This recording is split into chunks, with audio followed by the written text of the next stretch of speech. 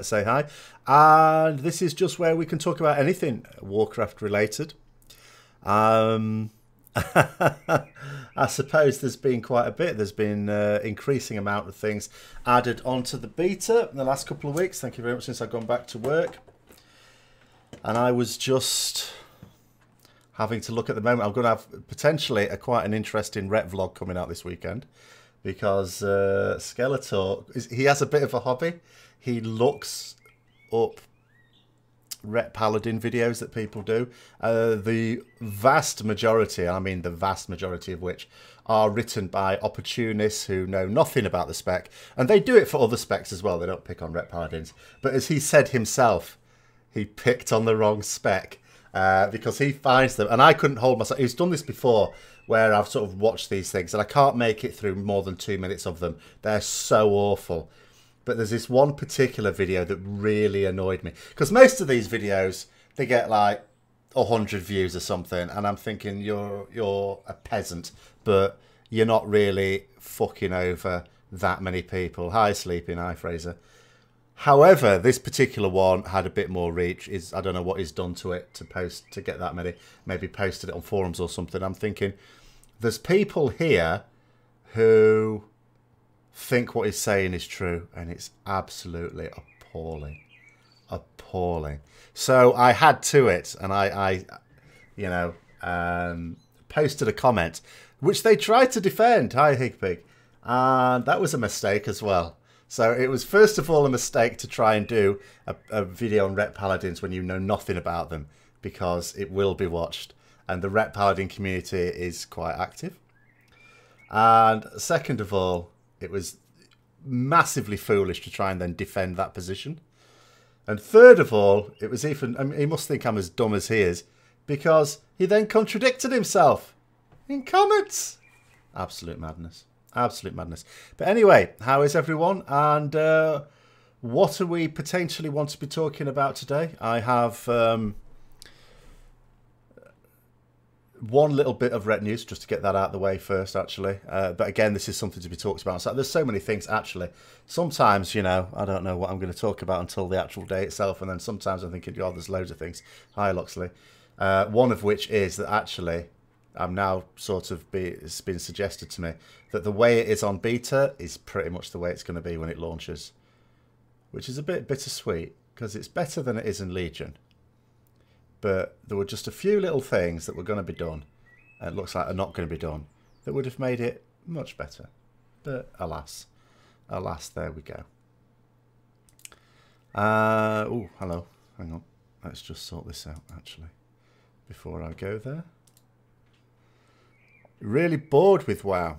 Well, that's where you play. At this point of the game, you play something else. Like, I mean, I'm only logging on, to be honest with you, for raids. You know, I'm playing more beta. Actually, am I? About the same. Have they shown what the class buffs are? Yes, actually, man. You know, it looks at the moment like we're not getting one. So not every class is going to get a class buff. Disappointing. You know, it's actually more than disappointing, because then it's a bit like, okay, these classes bring us buffs, so we want those classes in. Oh, these classes don't bring us buffs, therefore we don't need them in. And that's, you know,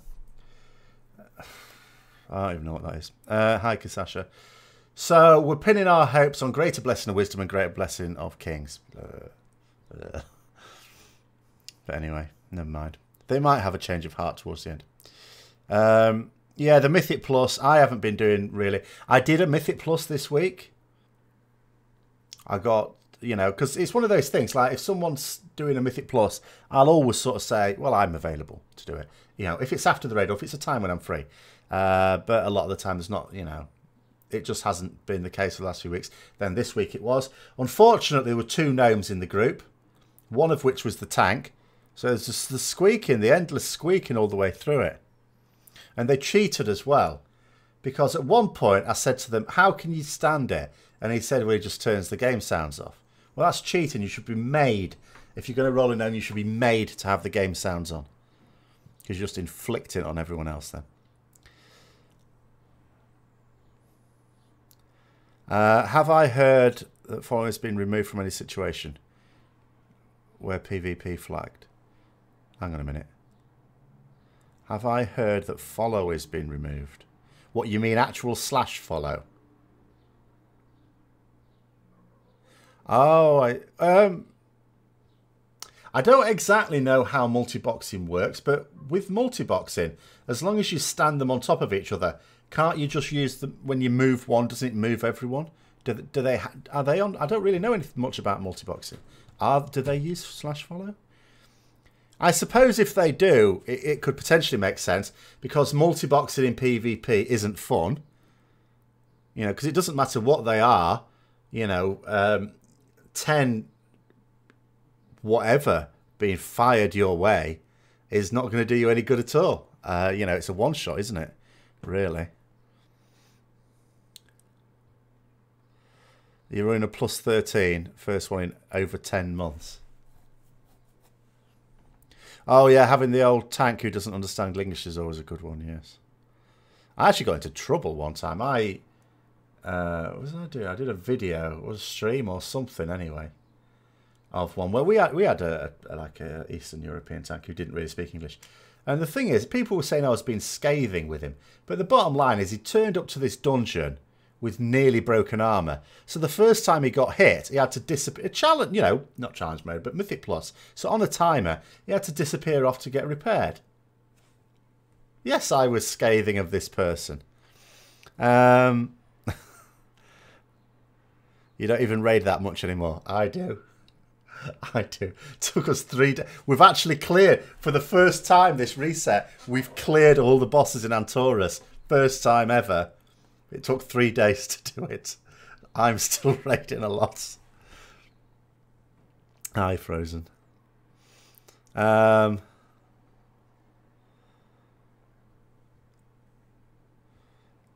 on a minute, sorry, let me catch up here. You've not heard that it's been removed, but I don't know anything about it. I don't even know if multi-boxers use the slash follow. I don't know that how they'd necessarily need to. You know, if they can sync everything else up, I don't know why they can't just sync movement up. But I don't know. Hi, Kazrest. First thing he did was go, be right back. Yeah. Well, this is pugs. I can't be doing with pugs. Have I seen the Nazjatar Blood Serpent mount? I'm not sure I have.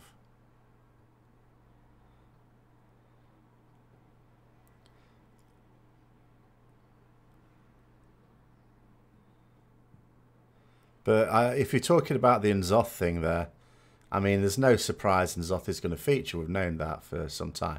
End of the day, there's old god links to the content, and it's in the sea.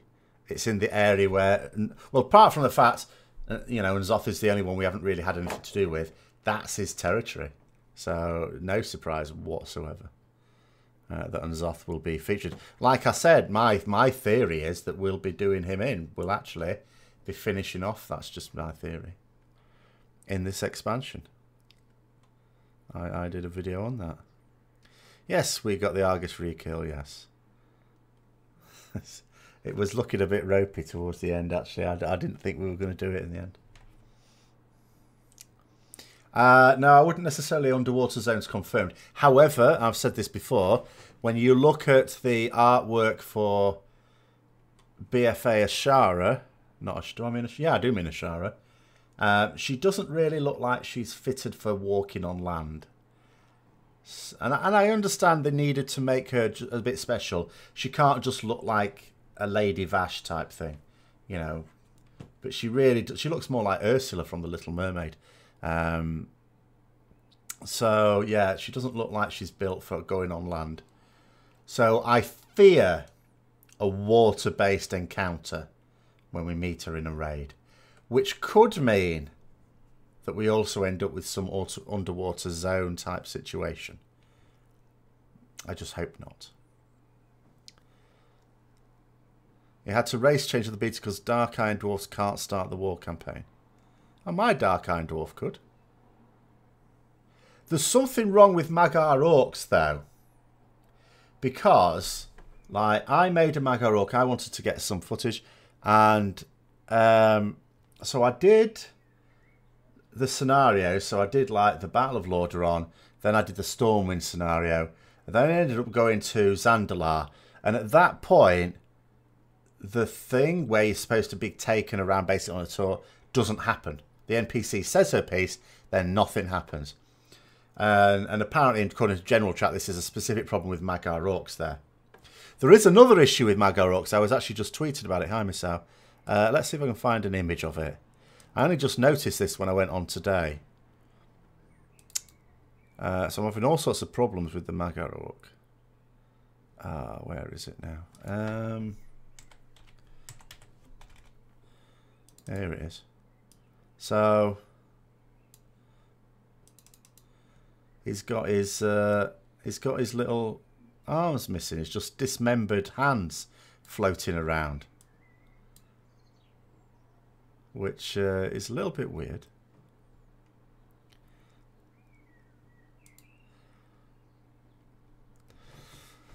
You love the underwater stuff. I hate the underwater stuff. Because I came back to Cataclysm late on, and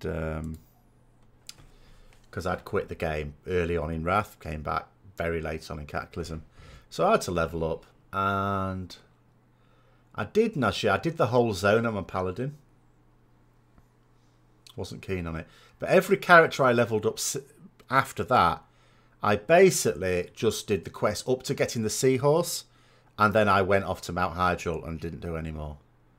I really hate underwater zones, like you wouldn't believe. You saw on Reddit that the no questing bug. All right. Yeah, well, it might be something with the latest build, maybe then. Because the Dark Iron Dwarf that I have, well, I have two, I suppose, technically. But one of them that's certainly been through all that and is on the war campaign. It's all going swimmingly as far as I could tell. I didn't create those the latest build. It was the build before. So maybe something's happened. It's quite common for this sort of thing to happen. You have something that wasn't broken before. They do something to something else and it breaks that. It's just, unfortunately, the nature of it all. You fix one thing and you break two more things. Eventually, you just get on top of it and you hopefully launch it without too many bugs. Vashir is your favourite Catazone. What would my favourite Catazone be? I don't know. I mean, Deep Home was quite nice in many ways. I quite like the quests in Deep Home as well. I didn't mind doing Deep Home at all. I wasn't keen on Oldham. By the time you get to Oldham, you don't have to spend very long there before you can go to the Twilight Highlands, which is a zone I'm indifferent to. And there's something curious about that. Just reminded me now that I said Twilight Highlands, because where is it now? I came across a Wild Hammer Dwarf. Was it in the beta? I think it must have been, because it's quite recent, who describes themselves as having been kicked out of their home because of all the Cataclysm stuff going on. And I thought, okay, well, that makes sense in the Twilight Highlands. Fair enough, there were wild hammer dwarves there. Yeah, great. But what about Ares Peak? Sorry, there's a siren going off. It's not coming for me. There was... yeah, there's the one in the hinterlands, Ares Peak. That didn't have any Twilight cultist things happening to it as far as I could tell. So I don't think the Wild Hammers were actually completely kicked out of their homeland. They just lost some territory. Have I done Twilight Highlands as Horde? I may not have done. No, Cataclysm I only would have played Alliance characters. I mean, I only played it towards the end. Anyway, so I wouldn't have done that many characters in it.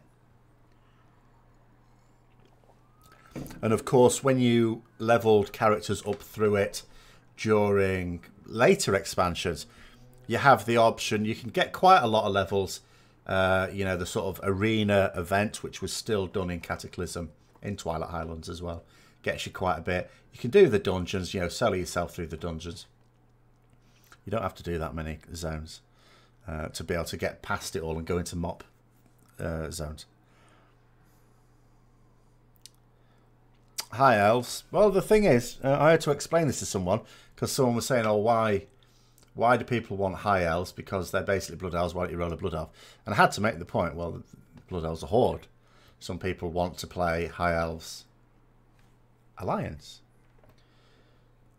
But like, I take Blizzard's point, there's just not that many what you would call High Elves. There are some. There's just not that many. I think someone came up with the idea last week, which would be a perfectly sensible idea, to have it as a customization option for Void Elves. Just as a look. That would work for me. But, you know, Blizzard... I mean, Blizzard said a couple of things about it, one of which, of course, was a bit silly. But, you know, I do agree with them on there's just not that many of them. You already got in TBC an underwater fight. Oh, Kel'Thas. Yeah, but that was like one particular thing in the dungeon and the raid, in fact. There was a swimming around thing. That was a load of nonsense. But that was just towards the end. And I didn't like that either. That was a pain in the ass. Are there more Void Elves than High Elves? Well, apparently, yes. So it would appear. I don't know. I don't really know where we are with Alliance-based High Elves. You know, Illyria and Verisa, obviously, are two. I think they're probably the only two I can think of. I don't think... I mean, obviously, you can't count Arator because he's like half elf. So I'm not sure. Can anyone actually think of any other Alliance High Elves? Apart from the two Windrunner sisters. Because I don't know.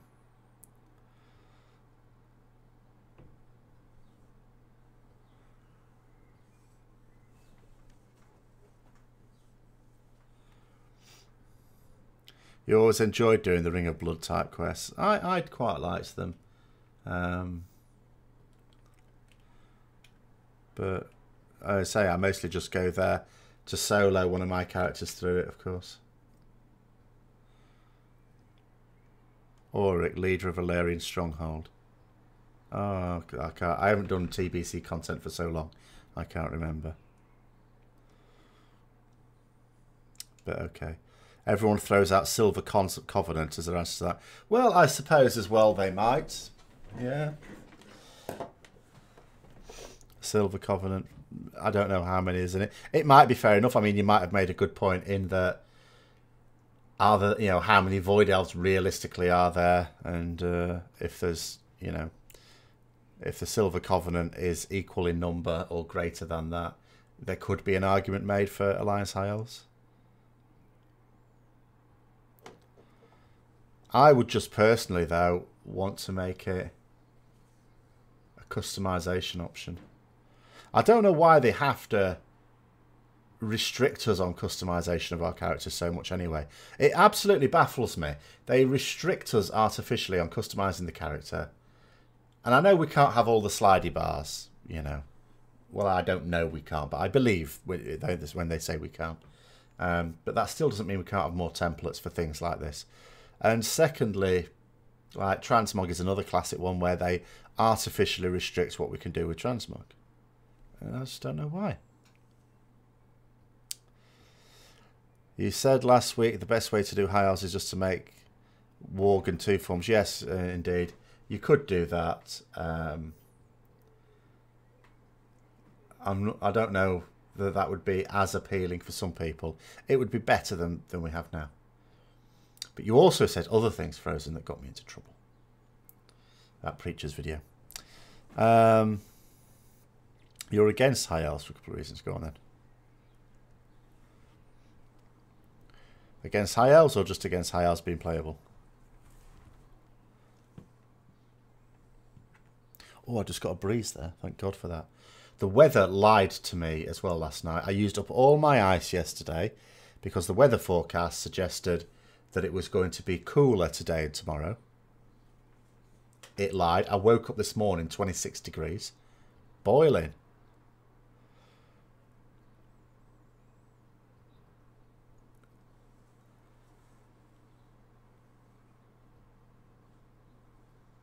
You're quite pro High Elf from your observation. They want to push the whole faction identity thing in BfA. Do they? I mean, they want faction pride and all that? I don't know.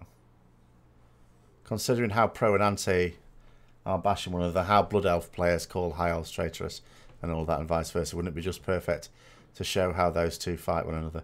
Maybe. I don't know to what extent Blizzard are genuinely pushing the faction thing. Like I've sort of said before, I think that's a bit of a red herring.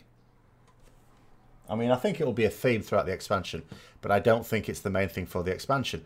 Like the name of the expansion itself, taken literally, Battle for Azeroth, means that, you know, and the facts that we have the neck. Like Azeroth hasn't given us this neck just to stomp on the Horde if you're Alliance, or to stomp on the Alliance if you're Horde.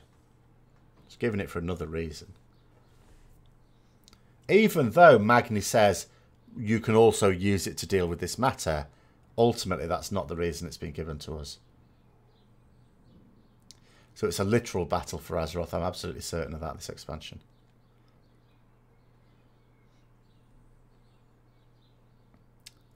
Not just for which, you know, bunch of insects has dominion on the surface of it. They say a lot of things, some of which are just for hyping things up. Doesn't the whole too few numbers go out the window when you consider little things like Void Elves? Yeah, someone said that. Possibly, yes. It is possibly a bit of a contradiction when we have Void Elves. Because, yeah, I wouldn't have thought there were too many of those. Nightborn, I don't know. I think you can say there's quite a lot of Nightborn. But, you know, Void Elves, maybe not so many. I think I would agree with that. High Elves are not distinct enough from Blood Elves. Ah, well, this is the thing, though, Kaz. It's true, they are not distinct enough from Blood Elves, because Blood Elves are basically High Elves. They've got different coloured eyes, but that's basically it. However, Blood Elves are Horde. You know, the whole problem would have gone away if Blood Elves had been Alliance. Or if instead of Blood Elves, they'd have brought out High Elves for the Alliance again. That's the issue. The issue is that there are Alliance players who want to play High Elves. They can't just roll a Blood Elf, because that's not Alliance. And the faction, if you want to play a thing in World of Warcraft, for non-gameplay reasons, if that's your highest priority, faction is actually more important than race. So people are not just going to roll a Blood Elf and have to put up with being Horde. Hang on. But obviously Blizzard are not going to allow it at this moment in time anyway. Obviously there's various things they say no to that they say yes to later on. But, you know, at the moment, it's not going to be considered worth their time. You wonder if the other two old gods will make an appearance and just may have happened to Cthulhu. Yeah, Cthulhu and Zoth. I still don't know now because there's so many things that they retconned in Legion. And you just know that something will have been retconned about old gods. We just don't know about it yet. So we'll have to see what the situation is. As a paladin, you're able to wear cloth, leather, mail, and play at counter, blah, blah, blah. But you can't learn anything to transmog. Well, exactly that. That is exactly the problem. And there's some very, very nice looking leather, you know, sets, armor sets. Admittedly on NPCs and, you know, in Battle for Azeroth, that would look amazing. As far as anything can look away in World of Warcraft. And it kills me that even if they make them available to players, it won't be made available to my character. You know, and you know, there are some nice plate sets as well. But I am a huge sucker in role-playing games for the hood and cloak. You know, that Anduin disguise look is amazing. That's what I would ideally like. Whenever in an MMO I can get something that looks like that, I always do. So I have it in Star Wars and I have it in Lord of the Rings Online. I'd quite like to find a version of Elder Scrolls Online. Why not give them the Nightborn treatment? A few things here and there, different hairstyles. Well, that's, I mean, they could do that. They could just have it as a Void Elf, some form of Void Elf customization. It could be the two races toggle or something else.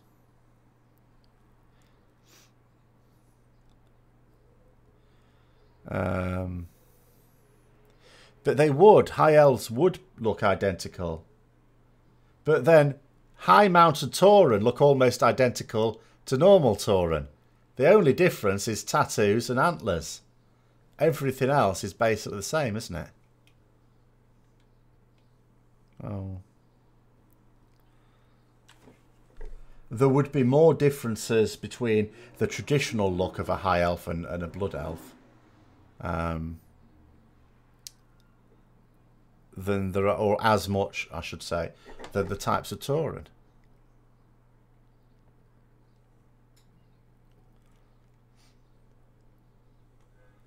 The QQ can be high because no paladins. I don't really need high elf paladins. There's no need for high elf paladins. Not a thing.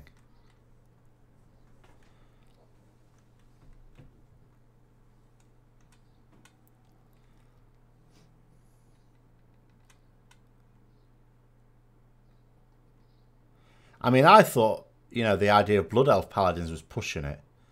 Until, of course, then they released Tauren Paladins, in which case, you know, Blood Elf Paladins looked like, you know, common sense compared to that. Well, Void Elves are basically Blood Elves, aren't they? I think they're framed upon them.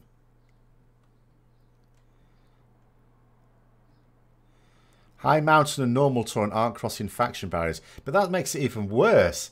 Because then you've got two races that look basically the same on the same faction. So there isn't even any justification for that, you can argue. Whereas, having High Elves would mean that you can have... It means people can play that look with the faction they want. What do I think of potential Zandalari Paladins? I think it's obvious. I think there's definitely going to be Zandalari Paladins. The story is set up for it. You know, the story in the Battle for Azeroth, well, it is Alpha as it was. If that's not setting up for Zandalari Paladins been a thing, then Blizzard are trolling us. They are absolutely, or Horde players at any rate, they are trolling because it's the obvious. You know, you follow that, you extrapolate from that story. The obvious thing is what's happening basically. Zandalari have something very similar to Paladins, prelates. And then they get cut off from... Their access to the light is cut off because of, you know, some naughtiness. Then you've got... So basically now what's going to happen is Lady Liadrin comes along and goes, oh, you've had your access to the light cut off. That's sad. I might be able to show you another way. Or, you know, they might actually get the Tauren, you know, Paladins involved in it. I don't care. But it's absolutely set up for it. They're moping around at the... Well, not at the moment because it's not actually happened yet. But at the point we are when it goes live and you've done all those quest lines, they're moping around going, oh, no light, no more. Someone's going to come along and go, well, have you tried this? And then there's going to be Zandalari Paladins. There may not be Zandalari Paladins when the Zandalari Trolls become available, which again, we still don't know when that is either. We just know it's not at launch. But they will be coming, and they will be coming during BfA. It might be later on. You can't post a link here, but you can PM me a link. If I try and find... Yes. You Oh, so, oh no, I did make a promise, didn't I? I apologise. Hold on, hold on. Unfortunately, I don't know where to do it. Oh, it's in my dashboard, I think. What if Farisa dies in BfA, and the rest of the High Elves follow Illyria and become Void Elves? Yeah, but it doesn't. But that's not going to happen.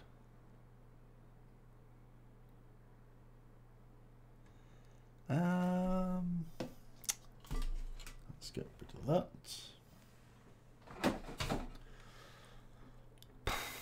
I don't know how to do anything here.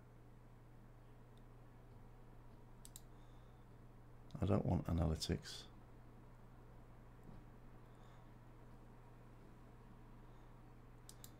Permissions, is it in there?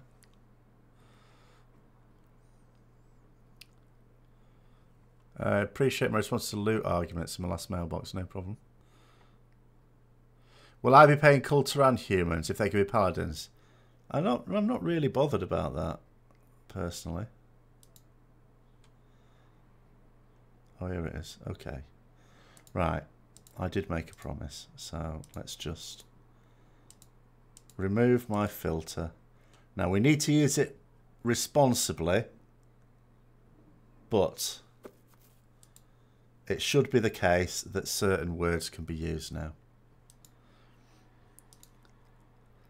Sorry, let me try and get this back. Right. Someone should have reminded me earlier. So yeah, I don't really... I mean, it's a bit like Zandalari Trolls. What's, you know, if you're going to make a Zandalari Troll, what's the obvious thing to make? A Druid, because you get the interesting Druid forms. Kulturan humans, same thing. You get the scary, you know, really scary Druid forms, the ones to, like, give children nightmares. So that's what you would do. Let us see. What is it a link to? Miss out.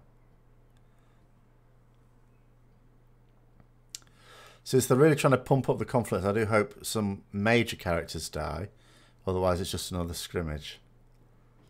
I don't know how many characters are really that major, though. I mean, Verisa, I wouldn't say is major.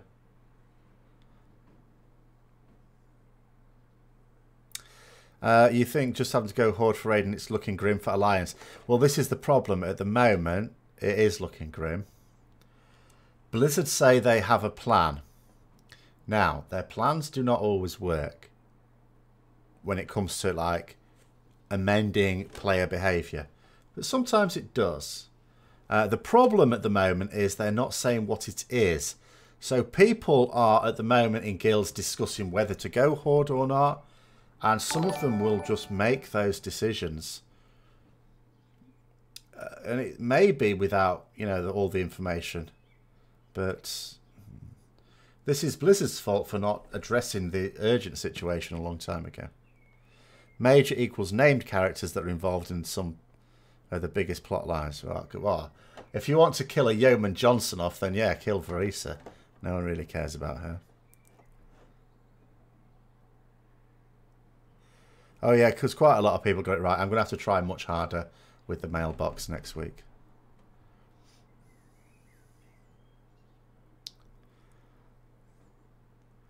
QPM2 links of suggestions the community even made to make them different enough. You can. I won't be able to check them until later necessarily, though. Hold on, let me just... What the hell is that?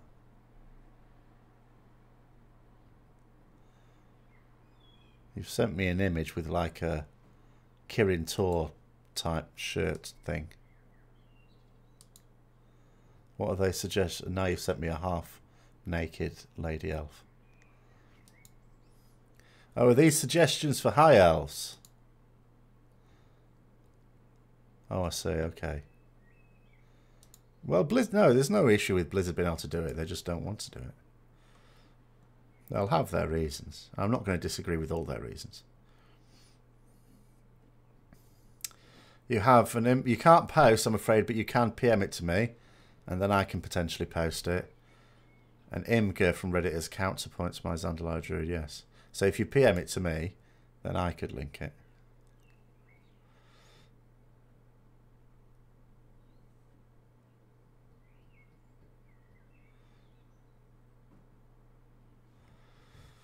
Undead Elf. Where's Undead Elves come from? We've got one, of course, it's just called Sylvanas. Although I do find it strange that there isn't like a Banshee option either for playable characters. I suppose it's because there isn't really... Is there really a male equivalent to that? I'm not sure there is. Because, you know, as well as being racist, WoW is also sexist at times. Oh, the Sand Lane thing is definitely a non-starter. It's got to be a non-starter. Because what a lot of people are missing out on, the Sand Lane are basically evil. They weren't subjugated by the Lich King. You know, they worked with the Lich. They were naturally drawn to the Lich King because of what they are. If they... Here's the thing. I can see, storyline-wise, Sylvanas recruiting Sand Lane. I can totally see that with what's emerging. But as playable racers, no, because I don't think they'll be a permanent feature of the Horde. If I can only see it being a Sylvanas thing, because Sylvanas is clearly now definitely evil. And I've already said this is quite worrying for those Horde players who want to try and pretend that, you know, it's all just misunderstandings and neither the Horde nor the Alliance are inherently good or evil. But this is the problem, Vane Eldritch. So here's the thing, right? In some MMOs, then it's like Star Wars The Old Republic. If you play on the Sith side, you are playing the evil faction. Your character doesn't have to be evil. You can be an essentially good character, but you know your faction is evil. There's no hiding behind that. Everyone knows it's not just misunderstood. It's straight up evil. And, you know, but with WoW, they try and make out that actually they're not. They're just, you know, colliding. Well, it's not actually true because the Horde are always the aggressors. However, you can argue there's a certain nobility to them. You know, Garrosh was out of order, of course, with the mana bombing of Theramore. You know, Sylvanas also with setting fire to the tree. All right, these are, but that's individuals, not the whole Horde. Even though the other Horde leaders, apart from Sourfang, seem to be going along with what Sylvanas is doing. But the second that the Sand Lane join the Horde, and not just as a storyline, but it's a permanent thing, if they make them a playable race, or an allied race, whatever, but, you know, if they make them playable, that means they're basically in the Horde for good. That's Blizzard's way of saying they are a permanent part of the Horde, no matter what happens with Sylvanas or whatever. At that point, there is no getting away from it. The Horde are evil. It's that simple. Hi, Pinky. I'm fine, thank you. So they, you know, they're not misunderstood. They weren't subjugated by the Lich King. They are what they are. You know, they really, really need to be careful with that, because if that happens, the Horde just, you know what, the Horde are the bad guys. Simple as that. And you can role play your Horde character as if they're essentially a good guy, but your faction are the bad guys at that point. Undead Paladins I have no issue with at all. Method just posted their latest video on YouTube. Worst change in Battle for Azeroth. Well, that could be any number of things, but let's have a look. Hold on. I don't think I'm following them on YouTube. Let me try and just find them manually. Here we go. Oh yeah, well, I mean, this, do you know what? This is what's hilarious about it.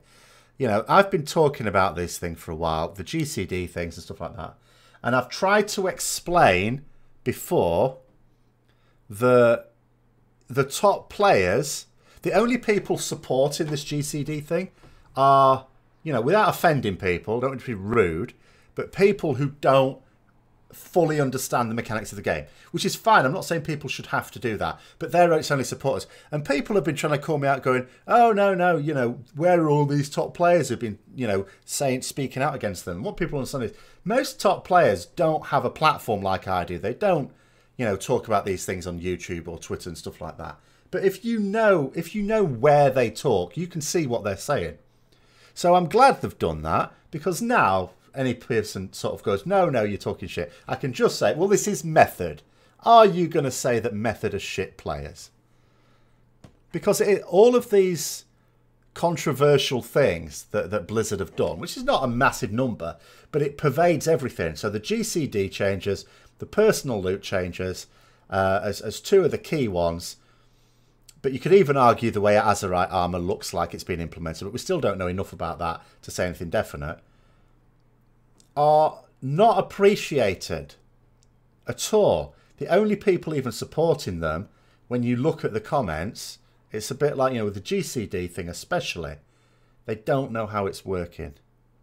Because the GCD thing isn't helping anyone.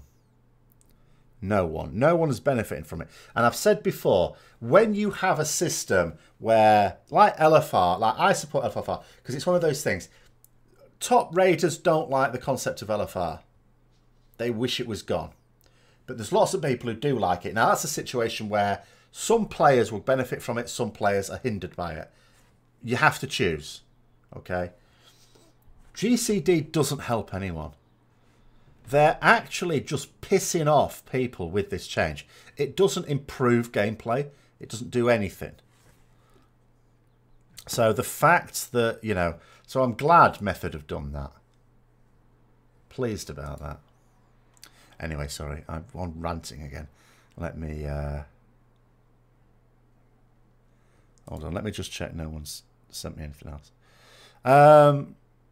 Personally, the Horde being the bad guys... Okay, well, let's go over this then. Would be all right. But it's not what... It's Blizzard's line is not that. Blizzard's line is, even though they are the aggressors, whenever there's an Alliance versus Horde war, as opposed to skirmishers, it's always the Horde that's the aggressors. But, you know, they will try and play it as, but they feel forced into it. There's always sort of that moral ambiguity about it. But, yeah... They can't be the clear bad guys. Because a lot of people would hate that. Remember, a lot of players play Horde. Most of them, in fact. Personally, the Horde being the bad guys would just be... If Blizzard would just admit it, Ian gave... I think they would... No, I think the community would go mad if they did that. Ian gave some waffling answer about moral greyness. But it rings pretty hollow. But it does ring hollow. Because, to be fair, he's not even in charge of the storyline as far as I know. I don't know... exactly what the game director is in charge of.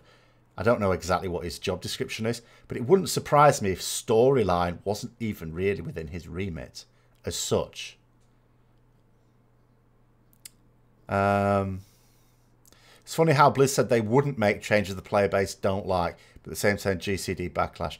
I don't remember them saying something that firmly. I think what he said was they didn't make the changes to piss people off. Not those words. I think that was the essence of what he was saying. That it would... In fact, actually, I think technically what he said... I could be getting this wrong, though, because obviously it's a while since I watched it. I think technically what he said was it would be madness to make changes that people didn't like. Which I can agree with. Yes, it's madness. It's not the same thing as saying they wouldn't do it. But you say, okay, at the same time GCD backlash, they began backpedaling on that and took some things off the GCD. But the problem is, you're then benefiting some classes and hurting others. You know, I'm going to go into full victim mode soon, because the only thing that's off the GCD for me is Lay on Hands in beta. And now I know I'm not getting any class buffs. You know, my movement speed's been knackered. It's like, what have I got? Throw me a bone here. Anyway. Truly believe the GCD change is an attempt to make PvP more engaging. I don't know. I mean, all I know is whatever the real reason is not what they're saying. That's all I know. Because what they're saying is, you know, inconsistent, which is always an indicator, and absolute horseshit to anyone who understands the game. Yes, hi Diablo. I did make a deal. If 20 people got the location of the mailbox correct, then I would allow it. It will be filtered again, you know, if not enough get it next time. Have I ever played... No, I've never played any Elder Scrolls game other than Elder Scrolls Online. Never. Alex Afrasiabi. Yes, I believe he would be in charge of the storyline, yeah. I think that's right, Jamie. And I don't think he's someone... The impression I get from Mr. Afrasiabi is that he doesn't really think things through. That's the impression I get. I mean, you could see it in that interview. You know, that interview Forbes did with Ian Hazakostas and Alex Afrasiabi.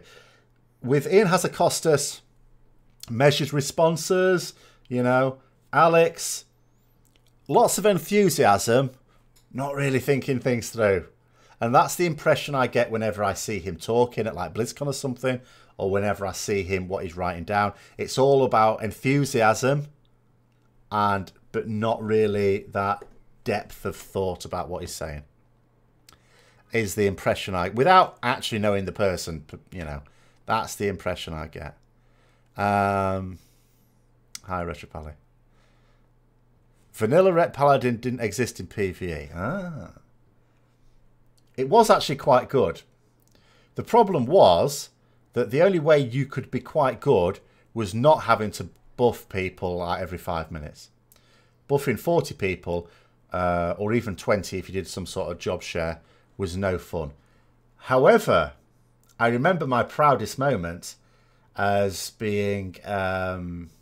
also, you have to remember you were Ret even as a healer, or at least some people were early on, but that was just for Blessing of Kings. But I mean, even later on, like Lower Theb, I came top damage on Lower Theb. But that was one where it was absolutely set up for Ret Paladins. But there were Ret Paladins who just did damage and got off Blessing duty. And they could do very good damage. It was boring. You know, it was dull as ditch water. There was nothing to do. But you could do quite a lot of damage. Didn't stop you doing damage.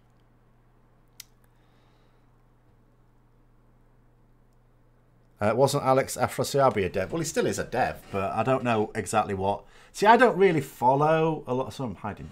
Scratching my head. I don't really follow exactly what a lot of the luminaries at Blizzard do.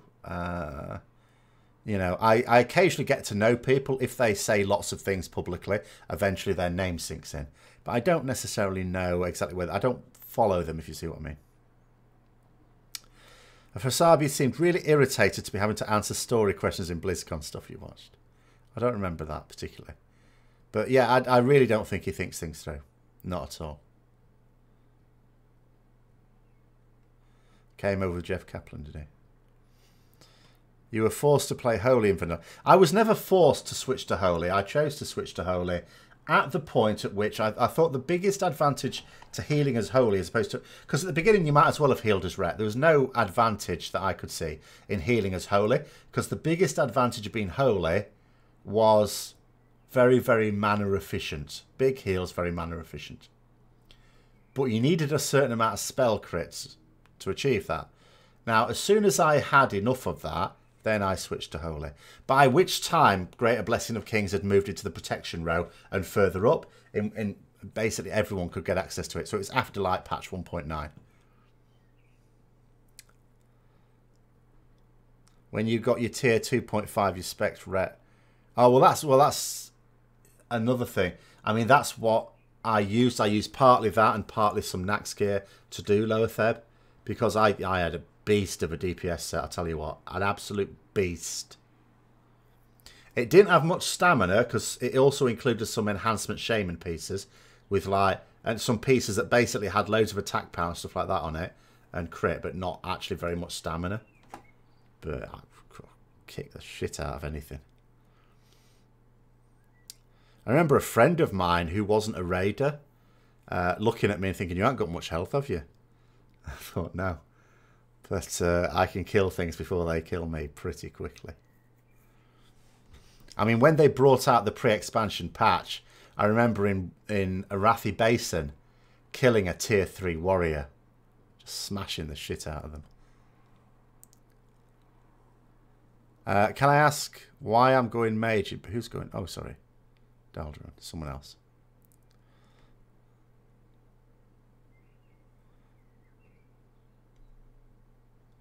Constantly refreshing seal. Seal of righteousness. Ugh. Seal of command. But I made some blunders, you know, when I was working my way up in vanilla. I mean, it's your first expansion. You don't know what's going on to begin with. Whichever expansion happens to be your first one, there's obviously going to be blunders till you learn what you're doing. Of course, as I was talking about at the beginning of this video, some people never learn what they're doing but feel like doing videos on it anyway. I'm actually going to have to see, because if he's replied back to me again, because I replied back. If he's gone and tried to if he keeps trying to justify himself,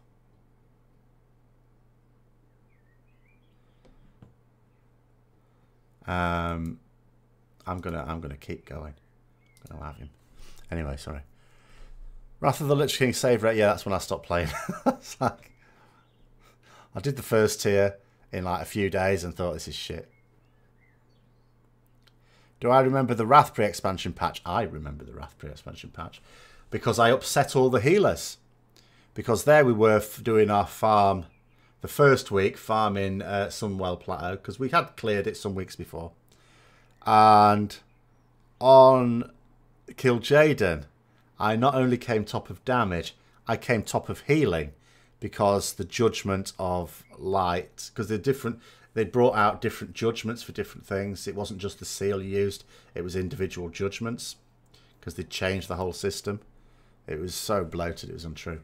But what it basically meant was that, yeah, anytime anyone hit that boss, they got a ridiculous amount of healing. And the healers banned me from using that judgment because it was making them look bad on the logs. Oh dear.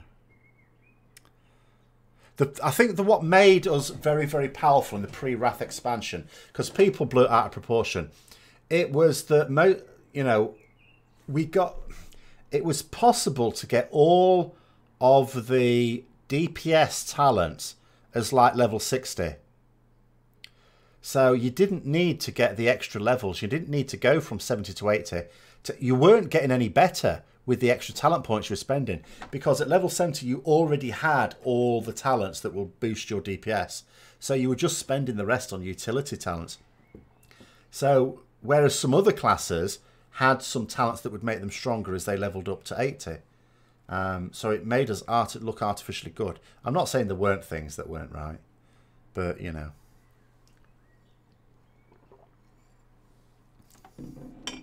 Can we agree removing Master Loot will make a lot of guilds disband? I don't know that that's true. I don't know that it's not true. I mean, guilds disband for all sorts of reasons. I'm not thinking in terms of it causing a lot of guilds to disband. But if it does, I mean, guilds disbanding is not always a terrible thing, as long as individual players don't quit the game. As long as those individual players are then able to spread themselves out amongst the strong... It's just like Darwinism then, isn't it? The weaker guilds fall down with the stronger guilds taking up their players. So I don't know. It's quite difficult to predict exactly what the scenario will be with Master Loot. The only certain thing about it is that there will be changes in the way guilds operate. You know, it is a design philosophy with far-reaching consequences, but some of those rich consequences are also a little unpredictable.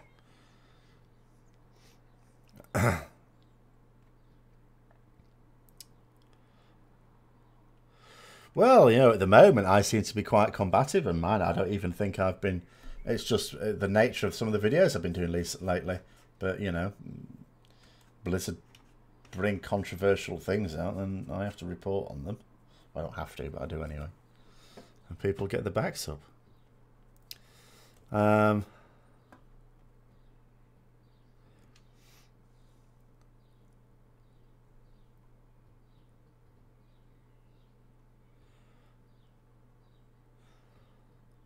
Personal loot is fine in LFR and normal, perhaps even hero. It's always fine in pugs. There's no reason why it can't be in pugs. You know, it's arguably a good thing. Because in a pug, by its nature, master loot is there to make the raid stronger. But in a pug, you're not interested in that. You're not invested in each other. So it's all it's very selfish, essentially a pug. People are in there for their own personal gain. And so, yeah, it makes sense there.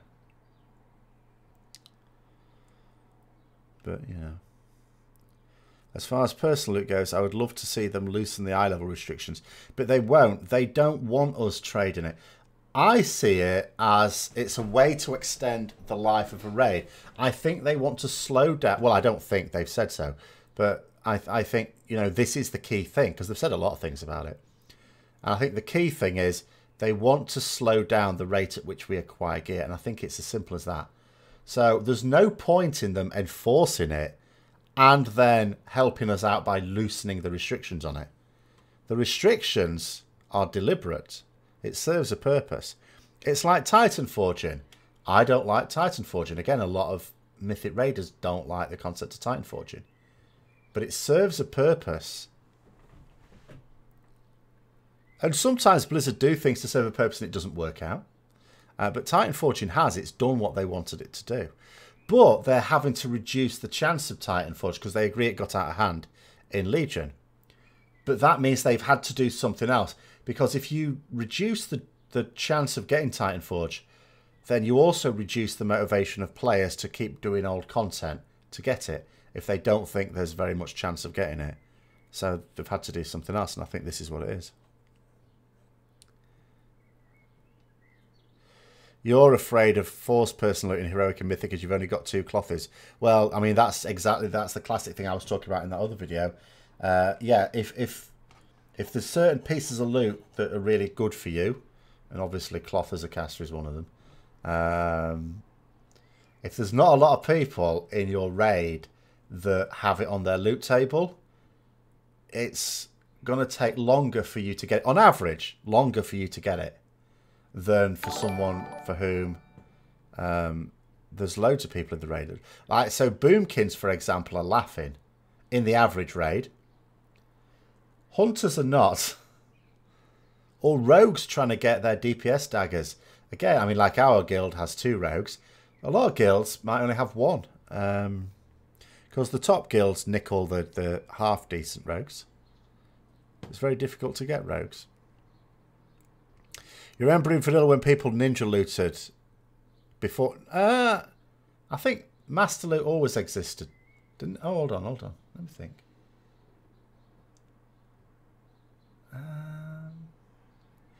Because I certainly remember. Oh no, actually no. I think there was a point where it didn't exist. It was just the need greed rolls, wasn't it? Yeah. And then they changed it a bit later. I mean, it even happened with Master Loot, because Master Loot did come in during Vanilla, and there was Ninja Loot going on then even.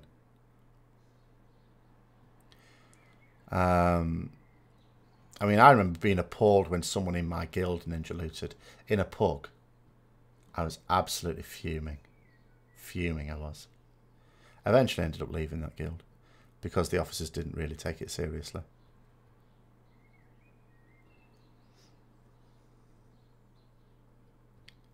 I mean, what was even worse is they ninja looted an item on their alt over the person who won it, who was on their main.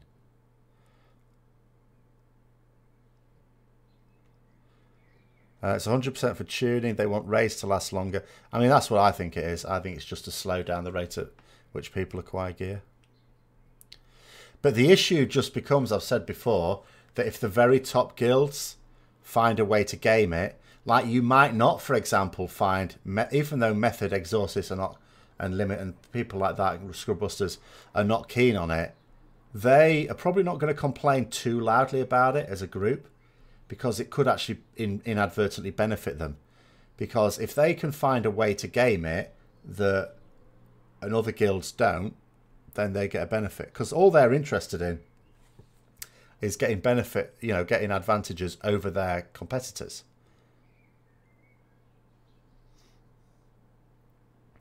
You remember, for some reason, Blizz saying that guilds can just trade gear. Well, unless, of course, it's the highest item level for that slot. Do I think Rep will get any more changes? I'm told there'll be tuning, of course. There'll be tuning for everyone. Unfortunately, apparently, we may not get anything more new, is what I'm told. But, you know, I guess I'll go over that on Saturday. Your Trial Warlock joined your guild the other day. Hadn't raided Mythic. Every piece of his tier was 955 plus. Yeah, when the highest it should ordinarily be is, excuse me, 945. Up to a 970 Heroic Titan Forge yet. But this is it. I think this is why I think Blizzard would also see Titan Forging as an advantage for another reason. Because actually, I talk about the fact that it makes you rerun older content because of the chance of that. I only go on about that so much because that's what Blizzard's explanation was before Legion came out. It's to encourage you, you know, let's say you're helping a friend out do this content that you wouldn't ordinarily do. Well, you can do it because you might get an upgrade. That was their explanation. But there is another benefit to it, a side benefit. In Legion, there has been a massive explosion in not only the people raiding, but raiding Mythic specifically. So it's passed some people by. There's a massive number of people who have Mythic achievements all the way through Legion as compared to in WoD. And the reason for this, I think, is that guilds progressing through Heroic, let's say it takes them a month or two to do that. By the time they're then going on to the Mythic bosses, they've already got gear that's on average better than the, or at least approaching, the item level of the stuff that drops off that Mythic boss, which means that they're basically outgearing the encounters, the initial encounters at least.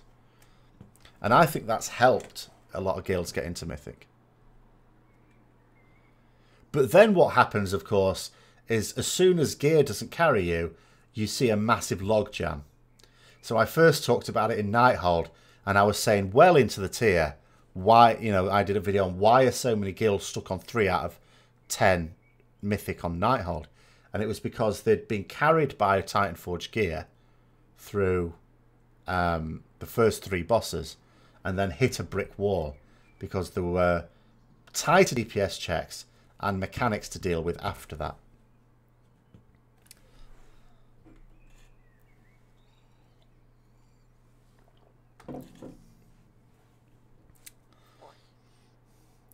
Considering your last 9 rerolls have been AP. Well, 10 for unlucky then.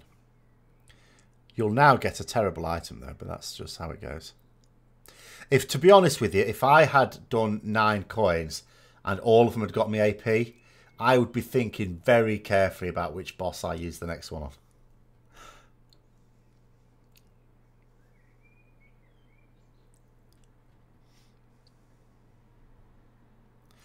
Certainly, if you don't like what happens in a particular guild, you do find another one, yes.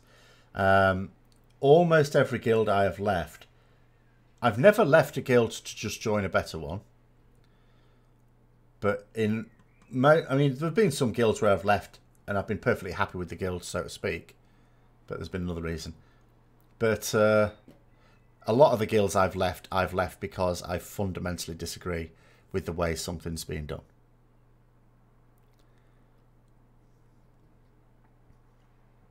Which is why, as I say, when I was looking for a new guild just before Antorus, there was like a top 200 guild that I was seriously considering. They seemed quite keen.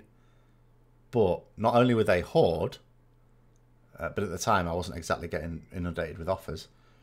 But I did have my strong suspicions that it could be a bit toxic, because they certainly weren't trying to put my mind at rest as to that. So I just said no. You sort of feel as if Blizzard's trying to push the casual into Mythic raiding. I don't think they're trying to push it. I do think they're trying to make it accessible, which I think is a good thing. I've, you know, I wish more people would do that. Yes, coins do have bad luck protection, so that's what I mean. If you have a string of a right load of them, I'd be thinking in terms of being very, you know, I wouldn't probably use my next coin on a boss that probably, if there was a boss that had something I really, really wanted, I'd probably save it for that. Preach counter arguments for the master loot change is because the number of players is highly inflated due to alts, and there is maybe 5 to 10% raiders raiding normal and above. No, there's not. He's wrong about that. It's not due to alts. When you look at achievements, the numbers are just way higher.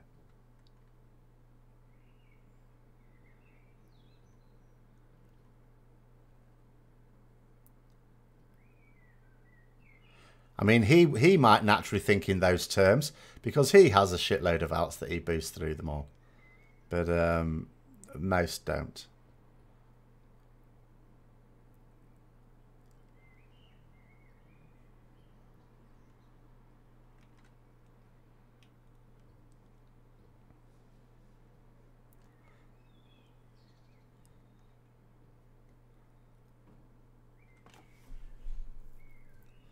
I mean, the time taken for a start is ridiculous.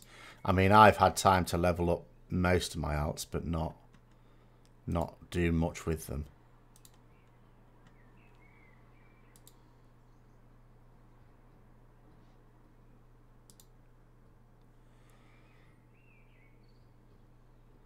No, Preach won't be for the personal loot, master loot change. Of course not. He's a raider. It's like, don't mind Blizz trying to get more people into raiding. Just think you should draw the line at normal. Normal, see, I mean, obviously different people have different, you know, levels. But normal's really not a high level to aim for. It's obviously significantly above LFR, thank God. And responsibility, you know, there's some responsibility there. But it's not, it's just... People miss out on so much. I'm not saying they should do Mythic Raid, and obviously if you don't really want to, that's fine. But I don't... Particularly what I don't want is for people to feel that they can't do Mythic Raiding. That's, I think, what would be a terrible shame. If people just, without trying, felt that they couldn't. I really do think people should... that want to do it, should do it. And, you know, because you will get better. Like, there's no such thing as, like, natural ability in any of these things. You get better, like, with anything else by practicing. If people practice enough, they will get better, and that's all there is to it. You're the bane of guilds anyway. That's a great advert for yourself.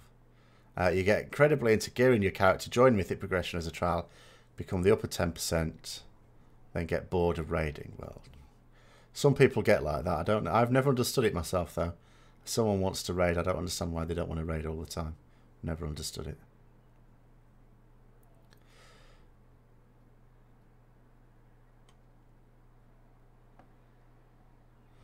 How people have confused the term casual player for bad player. I don't know that people do that. I think that's more of a perception on that. I mean, there is still, of course... I mean, it's never been defined exactly what you'd call a casual player. I mean, for me, because for some people, casual player is entirely down to the amount of time you spend on the game. But for me, it's not. It's more about the extent to which you commit to certain aspects of it.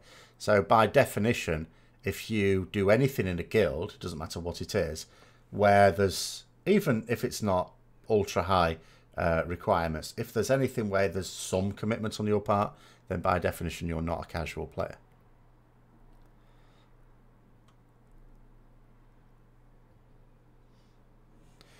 There's a couple of people in your guild that don't like Mythic because it's not reward enough. Is that because is that just a reward for effort calculation they're talking about there? Because I mean that's fair enough if that's the case. If they're just saying it's not rewarding enough for the time they're putting into it, if the reward they're after is gear, then that's potentially true. In fact, actually, it might not even potentially about it. But some people, yeah, I mean, some people don't do it for the personal challenge. They do it for shinies or achievements or mounts or whatever. Titles, you know, that's what some people do it for. I just do it for the challenge of it itself. I don't even know what the title is for defeating Argus on Mythic. I assume there was one, there usually is.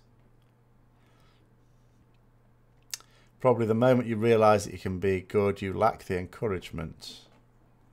Many times you simply got bored of the class. Yes, some people do get very fickle about their class. I mean, this is what people keep asking me, like, if I couldn't play Paladin, what would I play instead? And my argument is, if I couldn't play Paladin, but I still persisted with World of Warcraft, I'd obviously pick something.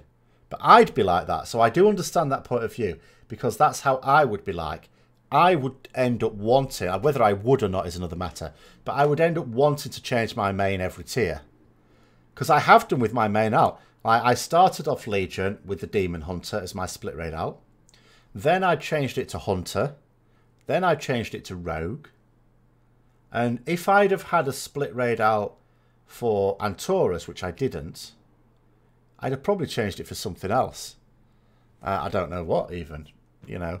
So I've changed my main out several times in Legion. And that's exactly how I would be if I couldn't play Paladin. Because there isn't another one that would naturally succeed it.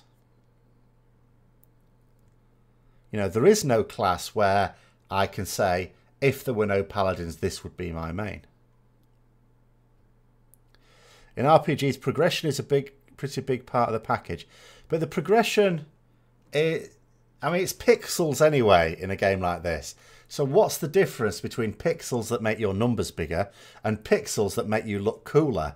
And that's why I keep pushing for the more cosmetic rewards.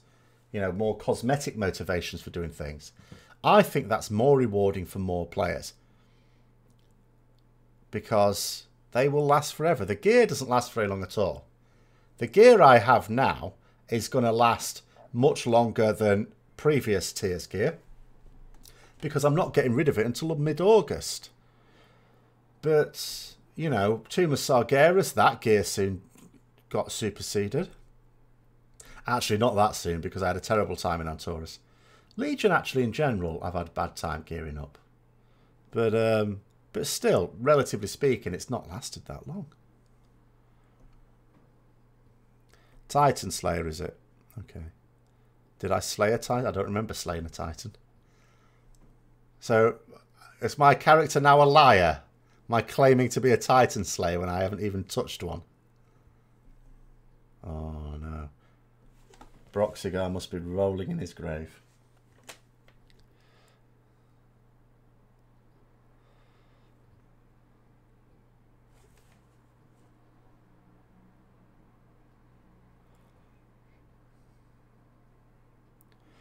Want to buy more helms with particle effects.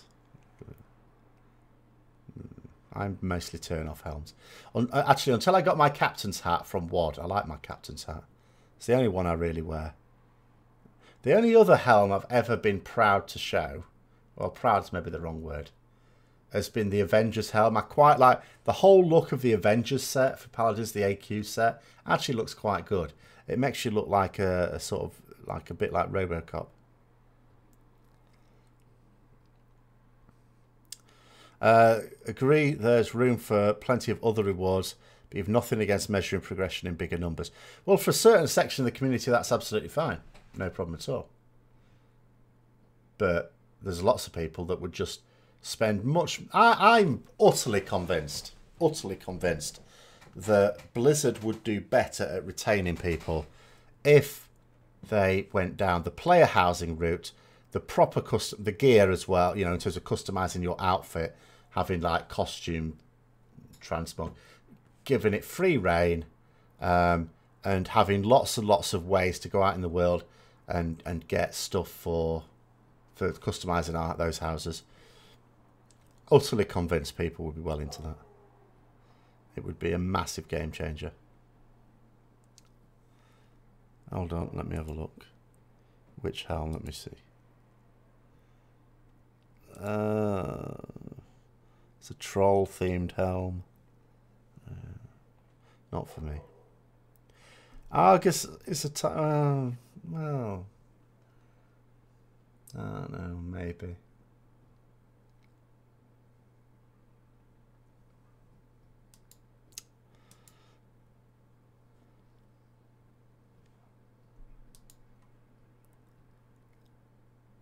Hi, MMM.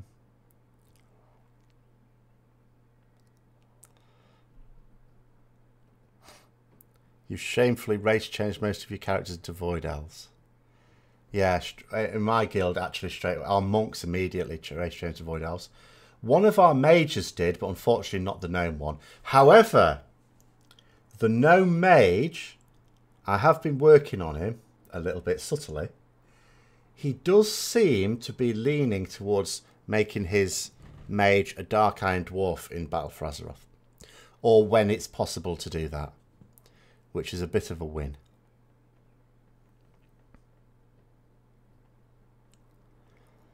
Yeah, I'm not keen on animated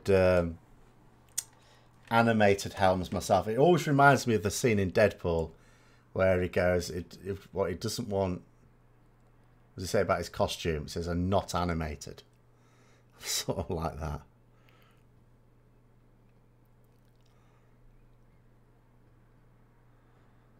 I mean, I'm not a huge fan, I have to say, of the art style in World of Warcraft at all. I've said that before. I'm much more of a fan of the more realistic art styles that you can get in some MMOs. But you got obviously get used to it, don't you? If you play it for over a decade, you're obviously going to get used to it, and then appreciate it for what it is. But yeah, I'm not keen on animated. Or like those sets where wings or the shoulders. Where was that from? I can't remember now. Was it on WoD?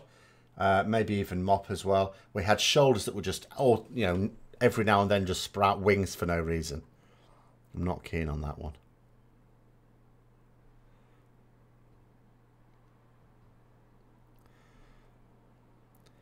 Your guild could advertise about we don't have gnomes, so we are good. I tried that in my previous guild. Once I'd removed the gnomes, I did try that as a selling point. Didn't seem to work. I've never tried EverQuest of any kind now. Before my time, really. Well, not before, but in terms of MMO playing. World of Warcraft was my first MMO.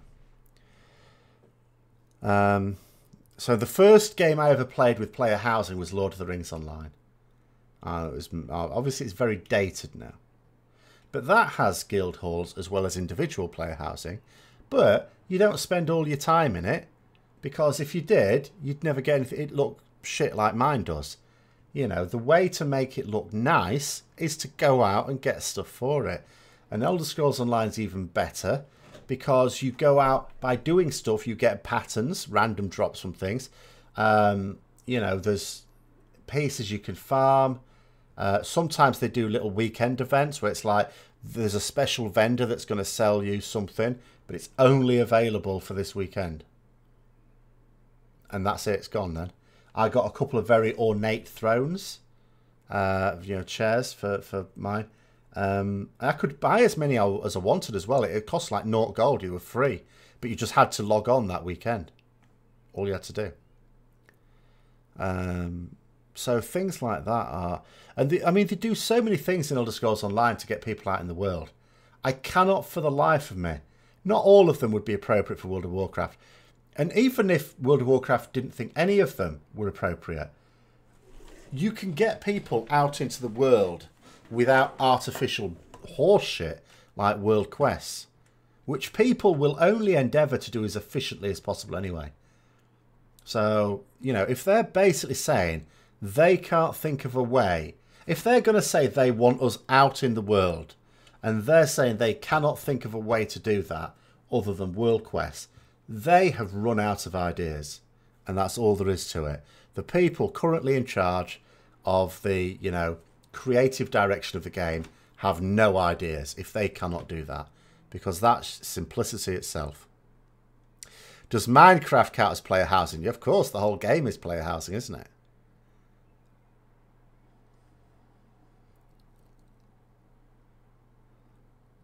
Have trophy along the halls based on achievements? Yeah, indeed. I mean, that's the whole point.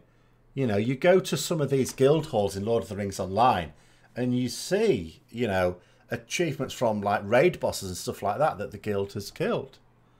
Littering up the raid. That one's dated a lot. But Elder Scrolls Online, the problem with Elder Scrolls Online is you can't get, as far as I can tell, well, no, you can't see other people's property unless they invite you in.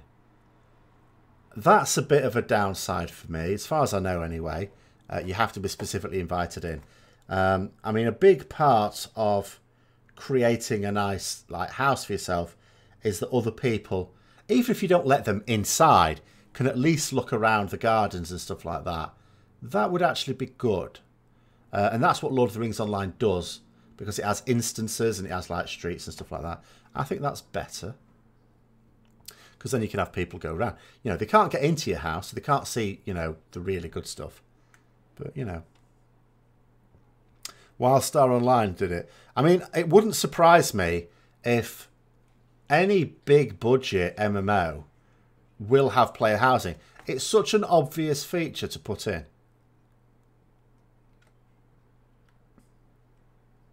Like in here, say the hanging Daedra heads on the walls. Imagine if they did with an Onyxia head. Absolutely, yeah, there's so many things you could do. Could make part of the trial process being a guild hall herald. Have to sit at the entrance of the guild hall and welcome everyone. Gordon, but it was sort of, oh dear, maybe on Moonguard or like Argent Dawn realms, that would probably be a thing. Speaking of world quests, you actually like them but think they could be fewer and more rewarding. I just think they're a really clumsy way to get people to go. But the people are not going to really answer the world, because they will just go there. They're just a chore. It's seen as a chore. And that's grim. I mean, you know, if I list the things that Elder Scrolls Online has, to go through them again. So first of all, as you go around the zones, you'll go into the world for a particular purpose, which may be to do quests, because it's all scaled. Every single zone is scaled for every single level. You have random events that happen, so that will distract you. Everyone, doesn't matter what skills you have in professions, everyone is a gatherer. Everyone can gather. That's not something you have to choose to do, which means when you come across some gathering nodes, that, you know, that can maybe get you thinking, oh, I'll get some of that as well. You have crafting stations. So although you have crafting stations in the city, they have specific sets with set bonuses that you can craft as well. But you can only craft those at special crafting stations. And they're out in the world. So if you want to craft the good gear, you've got to go out and deal with it. You know, as I say, there's places you can go to get patterns and items themselves for like furnishings, making furniture for your player house. Yeah, going out finding the sky shards for skill points. So many things. And World of Warcraft can't think of anything. It's poor. Hang on a minute. What the hell am I walked into here? The shit you had to do with frats in college. Yeah, we don't really have that system in the UK. Fraternities. I've heard story. Well, in most places anyway. I mean, there are very posh people have something similar. Like David Cameron, our former Prime Minister, apparently had to do unspeakable things to a pig. Well, I say apparently, there doesn't seem to be any doubt about it. It doesn't seem to be an urban legend. It seems to be accepted as its actual thing that he did. It was a dead pig, although I don't know whether that makes it better or worse. But that tends to be like super posh people. Normal people don't do any of that sort of business. Considering you're not even trial and still RP at guarding doors at the times on Argent Dawn. I guard mailboxes quite a lot. You know, when I don't do it so much now because I'm not spending so much time in the game. But I used to, you know, I usually just stand at mailboxes guarding it. I particularly enjoyed guarding the mailbox outside the bank in the Dwarven district in Stormwind.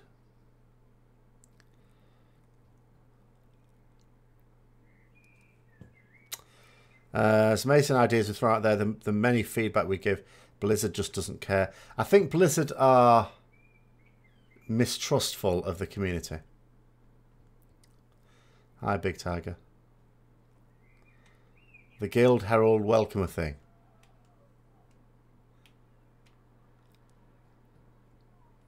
Oh, okay. That's what passed for hazing in your fraternity, was it? That sounds quite tame. It will inevitably feel like it, because the problem is, of course, like I've said before, there's so many people talking shit on forums, but, you know, it is the internet, that things can get lost in there. And as I say, every time Blizzard have an idea, there are always going to be an army of people who say it's a great idea without knowing the first thing about it. And it can make, if you're a Blizzard employee, so on the one hand you've got people criticising you, and on the other hand you've got people supporting you. So it's very easy in your own head to feel that, well, you've got a load of people supporting you, therefore it's just something that pleases some people and not others. But that's not always the case. It's just the people, just those people who just give you unconditional support, like your mother. You know, they will always love you, no matter what you do.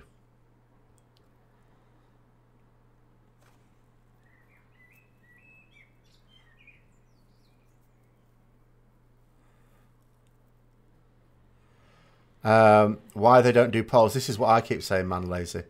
It's such an easy thing. Do you enjoy this content for what it is? Something like that. Simple survey questions that they could ask in game, and to encourage people to do them. They could ask them, like, let's say every couple of months, and give you a pet reward for answering them. It's like, you know, answer our in-game survey, get this pet. People will do it. Why wouldn't they? And hello. So, you know, it's just they don't want to know. They don't want, like Ian Hazakostas himself said it. They don't want to hear that their ideas are bad. They just want to hear, what is the way we can tweak this turd? You know, how can we pick it up by the clean end? That's actually what they want to know a lot of the time. Your guild is all but barren. You've been left as GM. You don't know what you should do for BfA. Steal all the gold and move. It's what you should do for BfA. If you want to progress from heroic to mythic, that's definitely what you're going to need to do. You can't do that starting from scratch as top of the ladder now. You know, to start a new guild, you need a core of people to do it. It's not realistic just to have one person do it. It would take too long because you're going to need a core anyway. You know, a group of people making a guild from scratch would still take time, but, you know, that's doable. One person, no. You're much better off just stealing all the gold and anything else of value that's not nailed down at that guild, and then just going elsewhere, disbanding it and going elsewhere.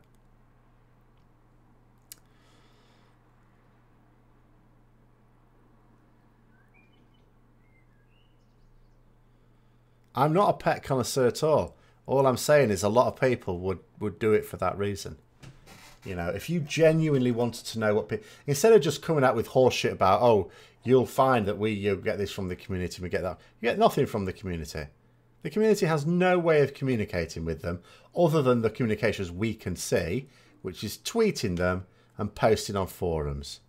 The only hidden way to be able to do it would, I suppose, be filling in tickets But people don't use that for that purpose on a regular basis.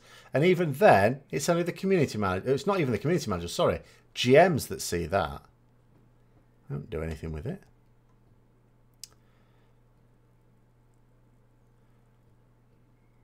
Why? Hang on. Why did I choose Void Elves over High Elves? And Ian Strater papers with Blood Elves or High Elves. This sort of a... But yeah, that was stupid what he was saying in terms of play Horde. That's just his. That's him being absolutely failing to understand the issue. But Blood Elves technically are High Elves, but they're Horde and not Alliance, which is the problem. But that disconnect is because there's an awful lot of people who at least pretend they're players. Some of them are that. That keep support. Come what may, they will support them. Come what may. They're always there. So it's easy for someone who doesn't like criticism to feel that they're on the right path because there's so many people saying so.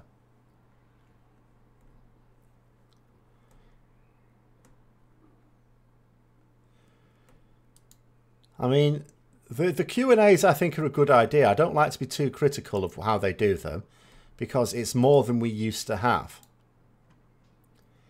But they're not really seen as a genuine way to discuss the issues that the community brings up. They're a way of putting out fires. They're a way of hyping some things and like stamping on other things because they never really answer things in detail. They just say words in response, which is not the same thing. And, you know, I mean, I have offered to like interview them, but I don't think they'd want me to do that because I would ask a follow-up question. So I have talked about the Sun Lane earlier on. My view is that if they join the Horde as a playable race, the Horde are the bad guys. Done. Finished. They are the bad guys.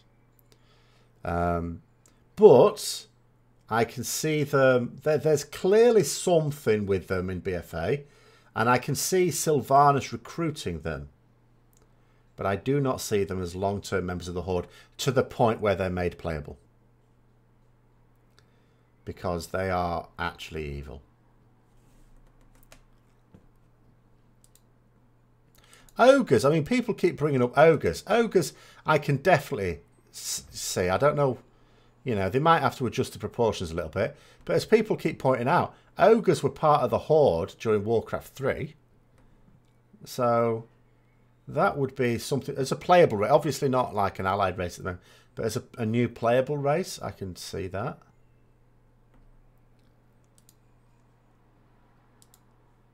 So I'd have no objection to that at all.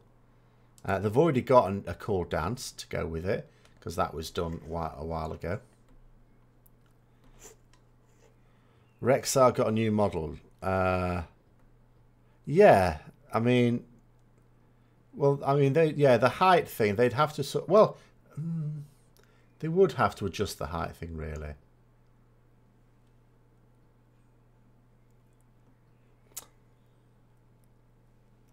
But I don't think the problems with making ogres playable races are insurmountable.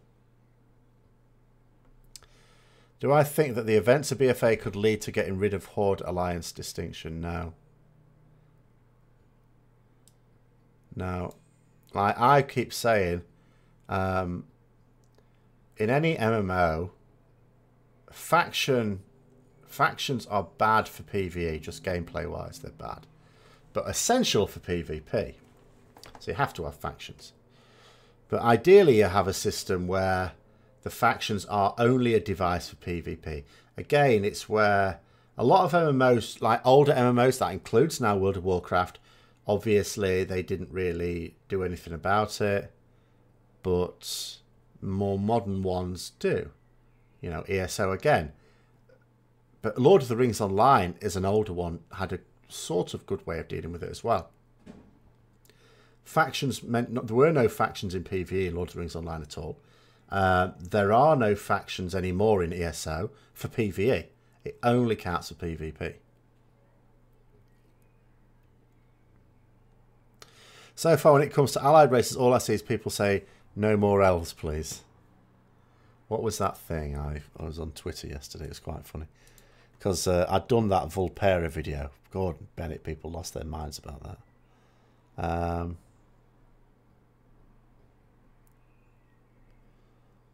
But someone... But it's actually quite ironic that someone... Let me try and get a copy of this.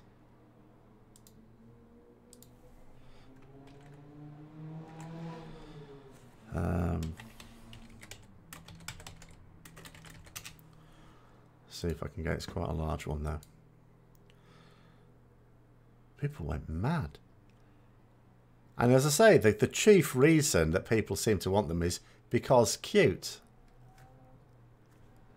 I mean, if people want them, fine, I don't care. But it's not going to be an allied race. It'll be a new race, maybe.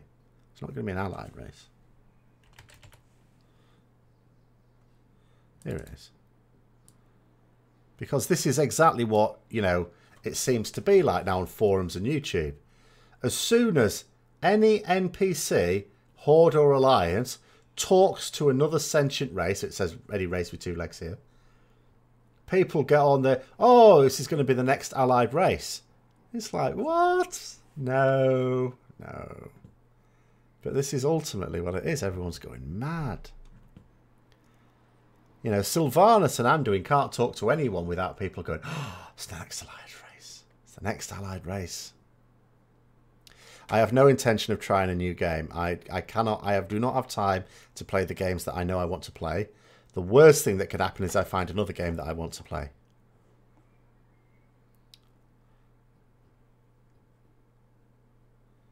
But anyway.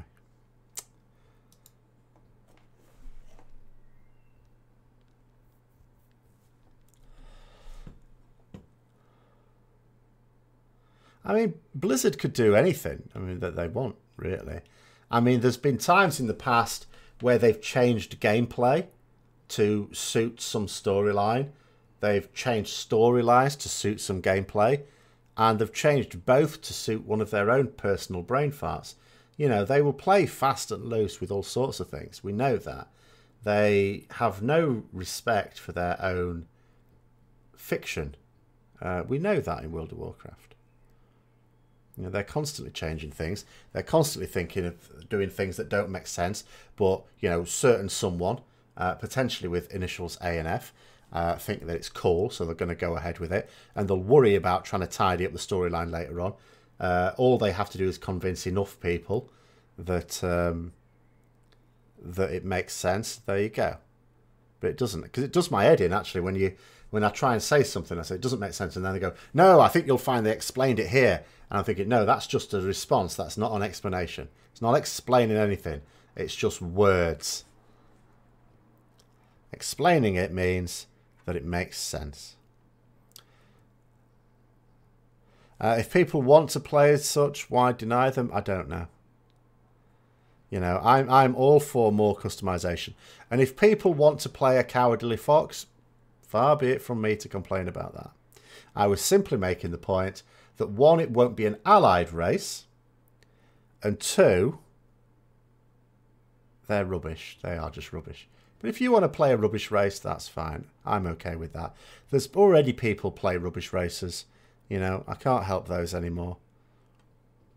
And if people want to switch from one rubbish race to another, then fine.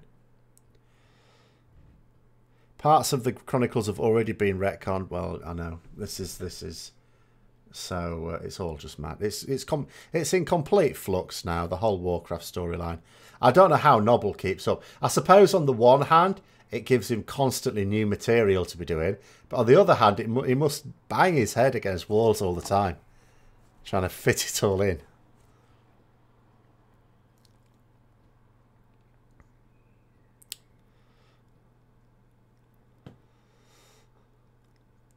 The only problem with Dark Iron Dwarfs I have found, levelling mine up, is that the Kultiran... I might actually write an angry post about this.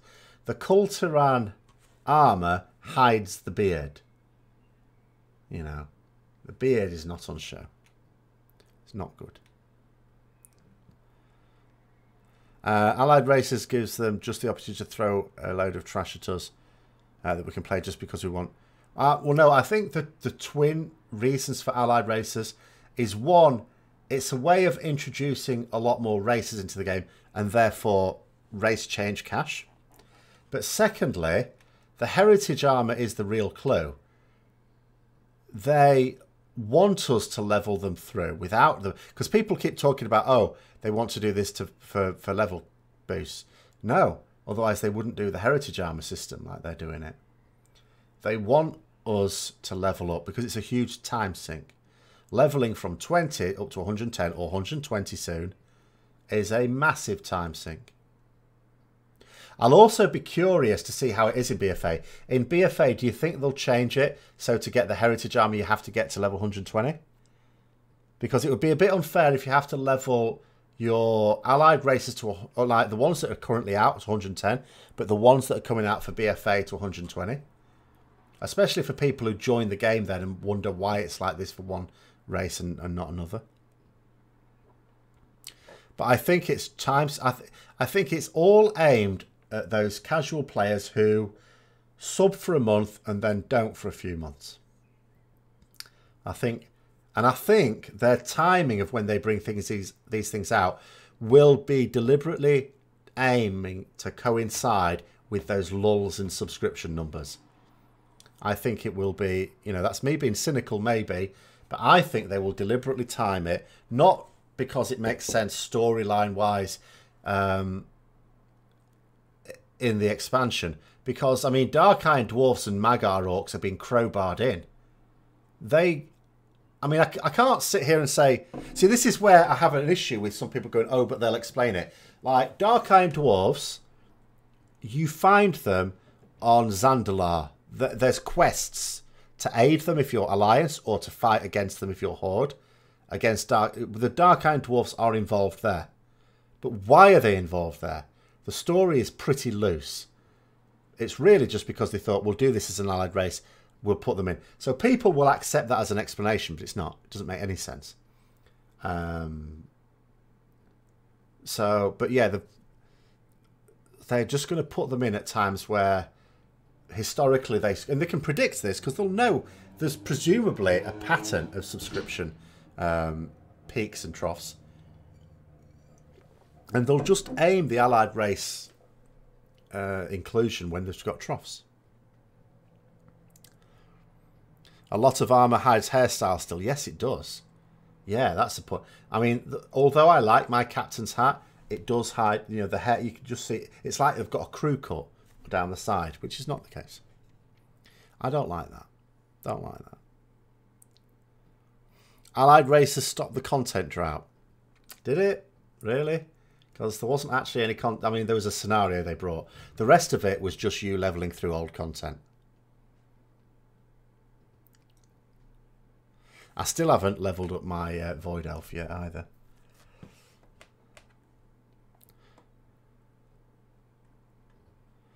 Can't say there is nothing to do between expansions. Just go level a Light Forge or a High Mountain. Yeah, but that's doing old content. I don't want to do old content. You don't think it would make sense to change it to 120? But then will it be strange? Because again, I'm thinking from the point of view of... so let's say someone starts the game from new in BfA. They start, let's say, not right at the start. Let's say about October, they play World of Warcraft for the first time. They learn about the allied races thing. They learn that if you level it from 20 to 110, you get this heritage armor. Aren't they going to be a little bit confused? They'll think to themselves, they might be able to get on board with it starting at level 20. But why only to 110, they'll say? That's a bit of a funny number. Why not 100? Why not 120? Why 110? It will just sound strange, I think. But I don't know. Again, it's just another question.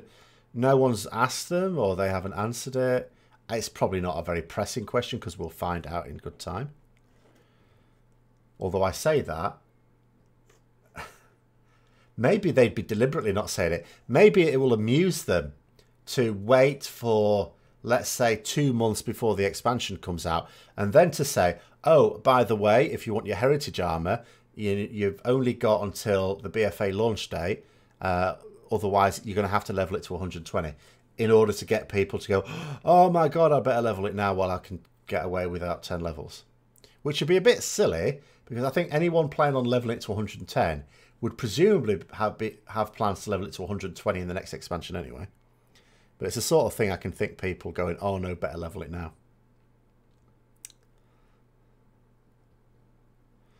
But the allied races are not Legion based. The allied races that we have now are Legion based. But the next 4 are not.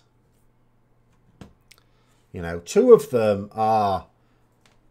Alright, I've now got to concede that the Magyar Orcs are based on WoD and not TBC. Which is disappointing. But they are long, you know, though the next 2 are just ones that have been in the game for a long time. And the 2 after that are BfA based.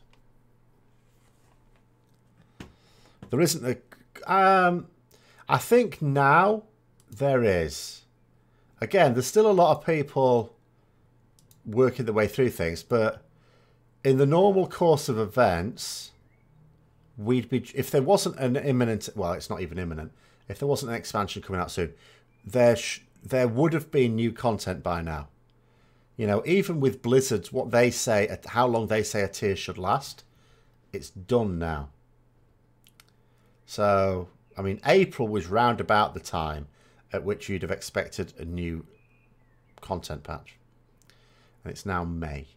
So I think we are technically in it. But it might be considered harsh to call it a content drought when it's only going to last, what have we got now, 3 more months. So... Because obviously you can't have new content coming out right at the end of an expansion, because you don't then give people enough time to do it. So, on the one hand, I wouldn't call it a content drought, but it would have been nice to have had... You know, the content that we've got is now... has gone past its best before date.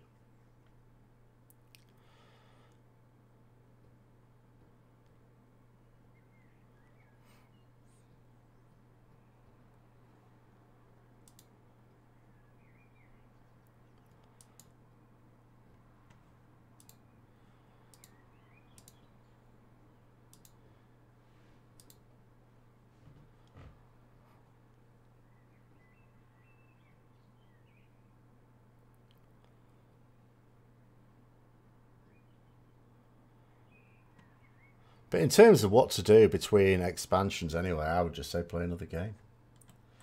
You know, and if you end up enjoying that game so much that you stay playing that and not playing WoW, well, that's Blizzard's lookout.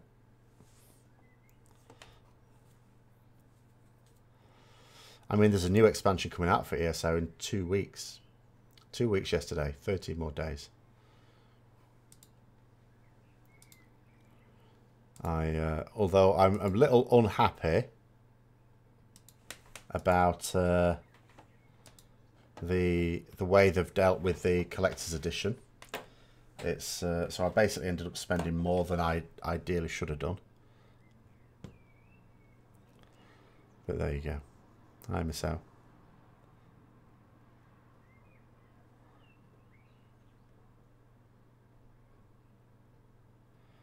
Yeah, Morrowind.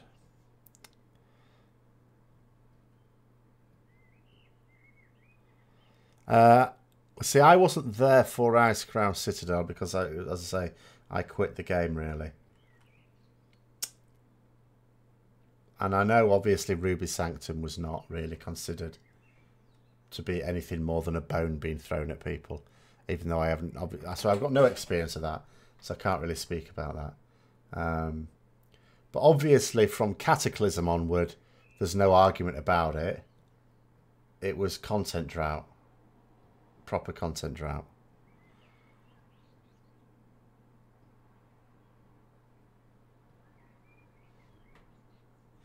But, Safian, a lot of people, I am aware, did complain about a content drought even in Wrath, even though it was nothing on the scale that we got for the following expansions.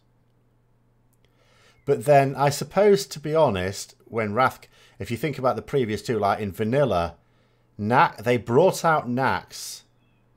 There really wasn't very much time. There's about half a year to complete Nax before the expansion came out.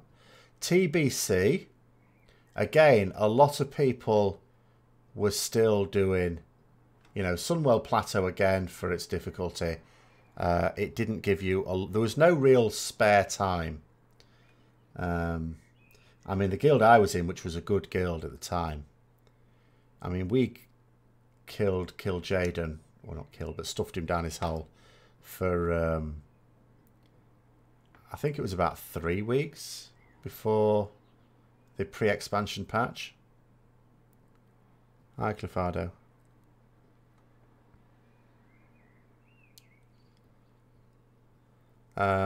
So I guess against that background, people would have looked at Icecrown Citadel and considered it a content drought. But, you know, it could also, but I don't know, I didn't play at the time, I have no opinion. But it could also be argued, I think you need that slack. I think you need a few months. You've got to have a few months to let people get ready for the next expansion and not feel that they're having to progress right up until that expansion. You don't want people doing progress when the pre-expansion patch comes out because it throws everything out. It's an absolute nightmare.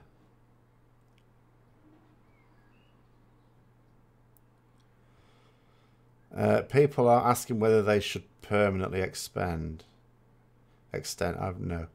I have. I really. It's a silly question. I think there's almost no situation in which you sensibly extend. There are a very small number of scenarios which don't apply to the vast majority of people.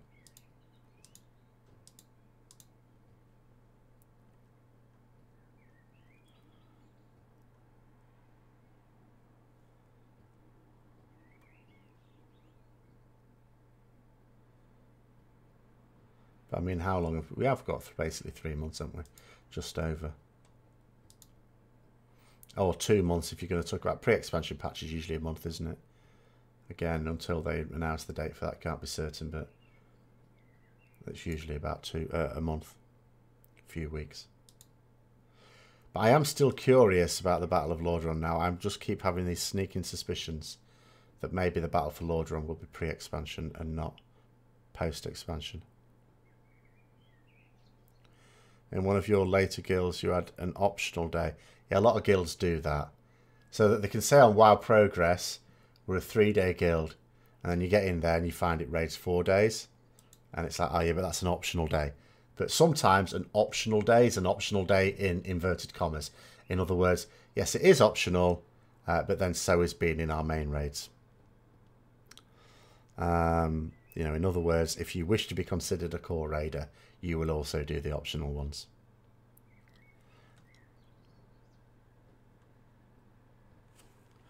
You wouldn't hate it if Blizzard started doing something crazy like Halo 2 is over once the 500th guild kills the last boss. What, bring out the next? I don't think they'd bring out the next one then, because there's always an argument about that it already is the case in expansions. They often, there's at least one tier in an expansion, I think Legion's been no different, where they just bring it out too soon. They could have held on to it for another couple of weeks, and they don't. They just, you know. But I don't think, I don't think they should bring it out too soon. But when you talk about that, of course, with the rank thing, I mean, we already know there's going to be a rank-based achievement, and it wouldn't surprise me if it was expanded. I would like to see it expanded to being more than just simply the 100th Horde and 100th Alliance. But I haven't really heard them talking about that.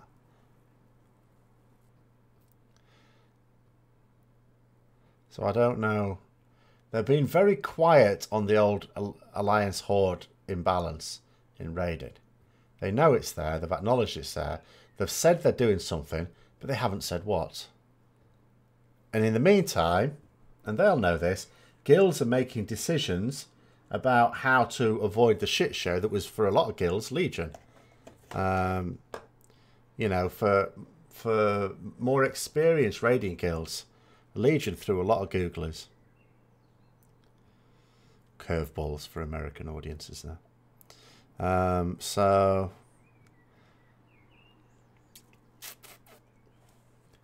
You know, and it wouldn't surprise me. I mean, we already know Scrubbusters has already gone Horde. They've not no confidence that Blizzard are going to come up with something to try and redress the balance. Blizzard should just start to communicate much more with its player base. I agree. I absolutely agree that they should do that in a very genuine way. But unfortunately, there's a few of them who are a bit precious and they don't like criticism. And they don't have to face up to criticism. Like some people in life, they might not like being criticised, but you have to face up to it because there's no little sanctuary for them. Blizzard get that sanctuary in the face of people who will support them on forums and Twitter and say, oh, what a great idea, on anything they come out with. Anything at all.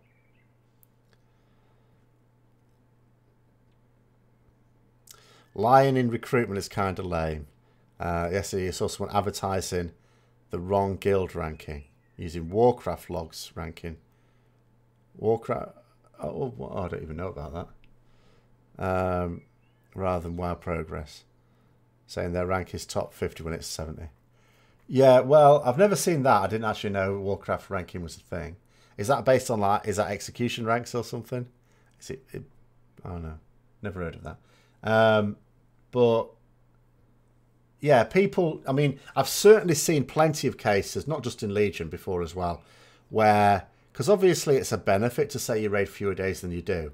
So it'll usually be things like, or it might be like raids 3 days. Maybe they do 5 days for the first 2 weeks of a tier, which usually is, you know, that's fine. But they don't always say that, you know, in their WoW Progress thing.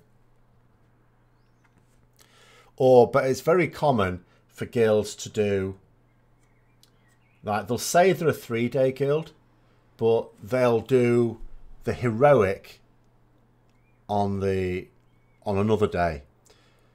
And for the first few weeks of a tier, that heroic is actually really, it's progress content. It's main raid content because you need it for your gear. So that's a bit dishonest. But people pull. But then, you know, the other side of it can be, although it's dishonest, anyone should be able to, you know, at least ask the question. And if their logs are public, of course, you can check yourself. It's a bit like you get some weekend guilds that say, you know, we raid, you know, 2 days, but they don't really say anything about their times. And then sometimes it's basically they raid 8 hours on Saturday and 6 hours on Sunday. That's very different to a weekend guild that raids 4 hours on both days. So, you know. But, you know, there is an argument that it is also down to raiders to find out, just as the guild should find out as much about their potential recruits as possible, the raiders should also find out as much as they can about the guild as possible. Which is why I always try and search out streams to see what their Discord chatter is like. Particularly if I can on Progress, well, that's not all that easy. Because a lot of people, even if they stream stuff, their videos aren't accessible. So sometimes all you can go by is the kill. But the kill, by definition, is the try that went well.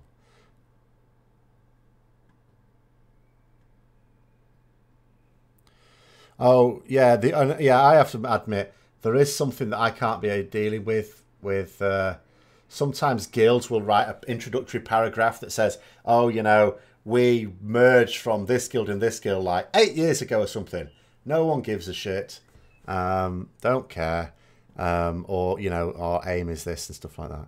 There's nothing wrong with an aim, I suppose, but you should, if your aim is basically to do way better than your most recent progress, you should at least say how you're going to accomplish that. Otherwise, it's a worthless statement. In fact, it could be worse than worthless. I might view it as delusional. If you don't say how you're to achieve this miracle. But Because some people's plan for suddenly going from like 1,000th in the world to 100 in the world is, oh, well, I'll recruit better players. Good plan. So, yeah, if there's not an actual plan, I mean, it's like I always say, if you don't say how you're going to achieve something, it's a wish, not a plan.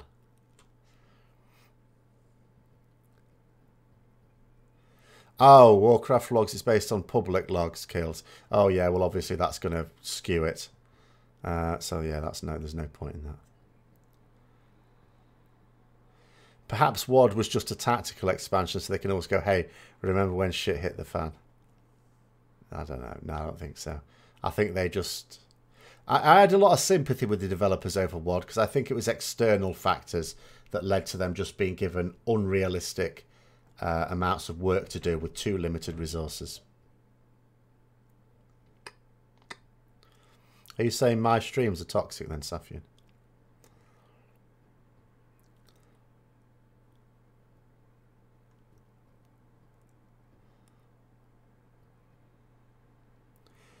You've gone to the realm list, check your old realms, seeing they've gone from full to medium. Yeah.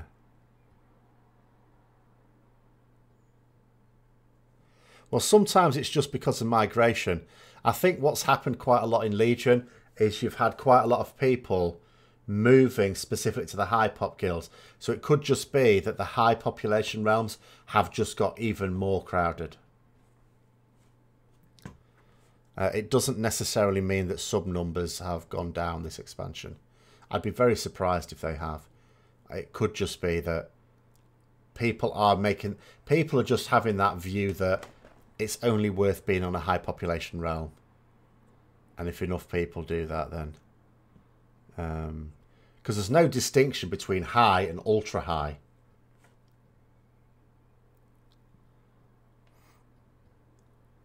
Starting to fear that the BfA will be WoD 2.0. No, I don't think so. I mean, I think at the moment we just don't know. We don't know enough about how the systems are going to work. Blizzard. Well, the last thing they said about it is that they didn't actually know themselves. That wasn't encouraging. But yeah, we don't know. We don't know how islands are really going to work in terms of how many islands are we going to be compelled to do. Blizzard said something about a few, like several of them a week, after which you get reduced gains. But they didn't say who for. You know, are those reduced gains still going to be worthwhile for Mythic Raiders? If so, then you're basically telling me that I'm going to be doing half a dozen islands or more. I don't want to do half a dozen islands or more in a week. Unless I can just, I don't know. Okay. And then Mythic Plus dungeons, how many of those are going to be wanting to do? Don't know. Don't know what the pattern's going to be like. It can never be as bad since we have world quests. We had world quests in WoD. It's just the rewards were Apexis crystals or barrels of oil. But we had them in WoD. Not really any different to the Legion ones. The Legion ones simply... That's the thing about WoD stuff. A lot of people look at it as if there was no content. There wasn't enough new content through the expansion. But there was content. It just wasn't rewarding. That's the key thing. So they absolutely had world quests. You didn't even have to do as many of them. It's just that all it gave was bloody crystals and barrels of oil. Or the oil later on with the shipyards with Tanan Jungle. It was crap.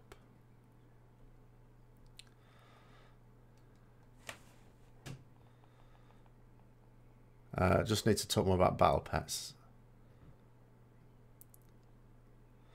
Those two were the typical 90% Horde servers and seeing them gone. If anything, having kind of migrated to an English realm. Yeah.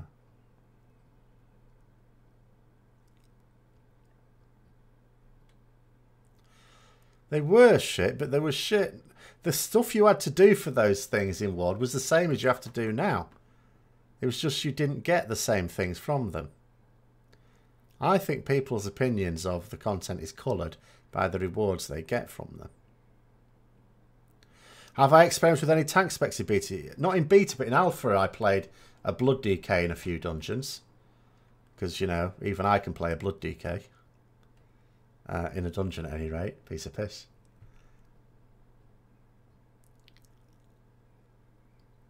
So, you know, but I haven't played any others. Not even Paladin yet. I will at some point.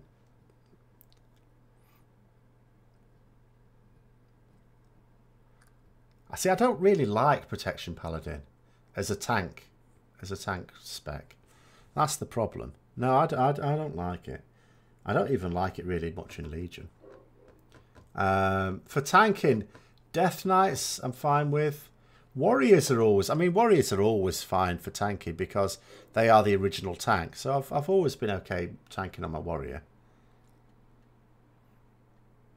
I wasn't very keen on Demon Hunter tanking when I tried it out earlier on in the Legion beta. But any number of things may have changed since then.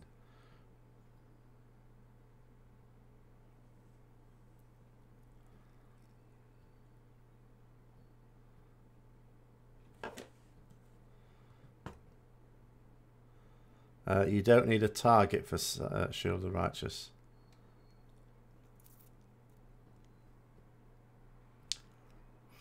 Does that mean it doesn't do any damage? I didn't actually know that. I haven't played Protection Paladin at all in the beta. I only played Holy so that I could do the Holy Light thing.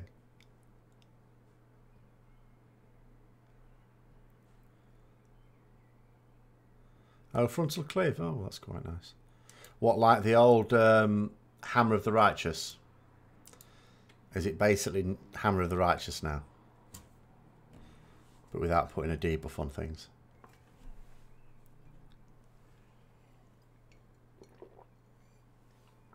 Oh, but you can't activate the mitigation without hitting anything. Well, that's fair enough, I think.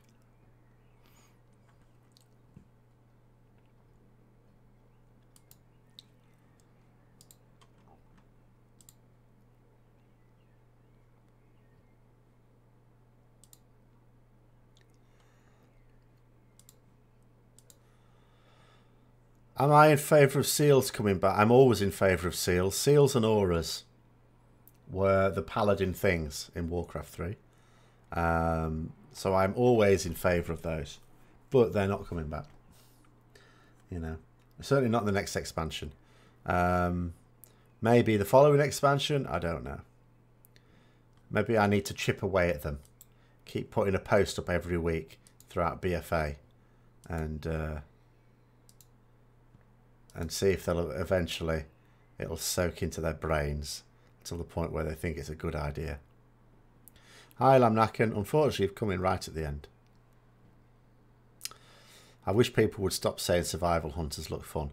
I don't need any more ranged crowding me, any sort of melee classes crowding me, especially when they've got the option of playing ranged. They can piss off.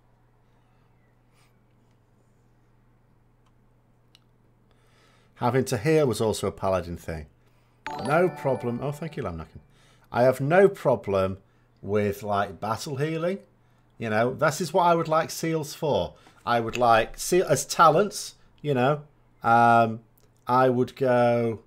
I'd have a seal that basically meant our abilities do what they do now. I'd have another seal that meant that those baseline abilities did less damage but cleaved. And I'd have a third seal, talent choice. Remember, you can't just switch between them during a fight. Which meant that they did less damage, but they did healing. Like, you know, Discipline Priest type thing. You know, so you're like a battle healer. So half and half. Half DPS, half healing. I'd be more than happy with that sort of thing. You know? Maybe you could even get like a beacon like Holy. But, you know, where... So you put that on a friendly player. And when you do an ability, let's say a Templar's Verdict... say 60% of it, of the healing it will do, goes on that person, and the rest of it is split between, say, 5 people nearby, or within a certain range, you know. That would be fine. I'd be okay with that.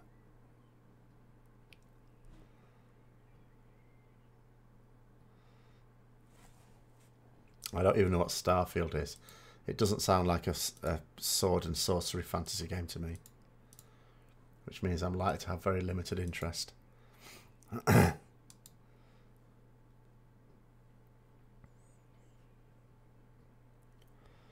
surely every time they bring out a new game, it's only going to create a round of people going, where's Elder Scrolls 6 gone?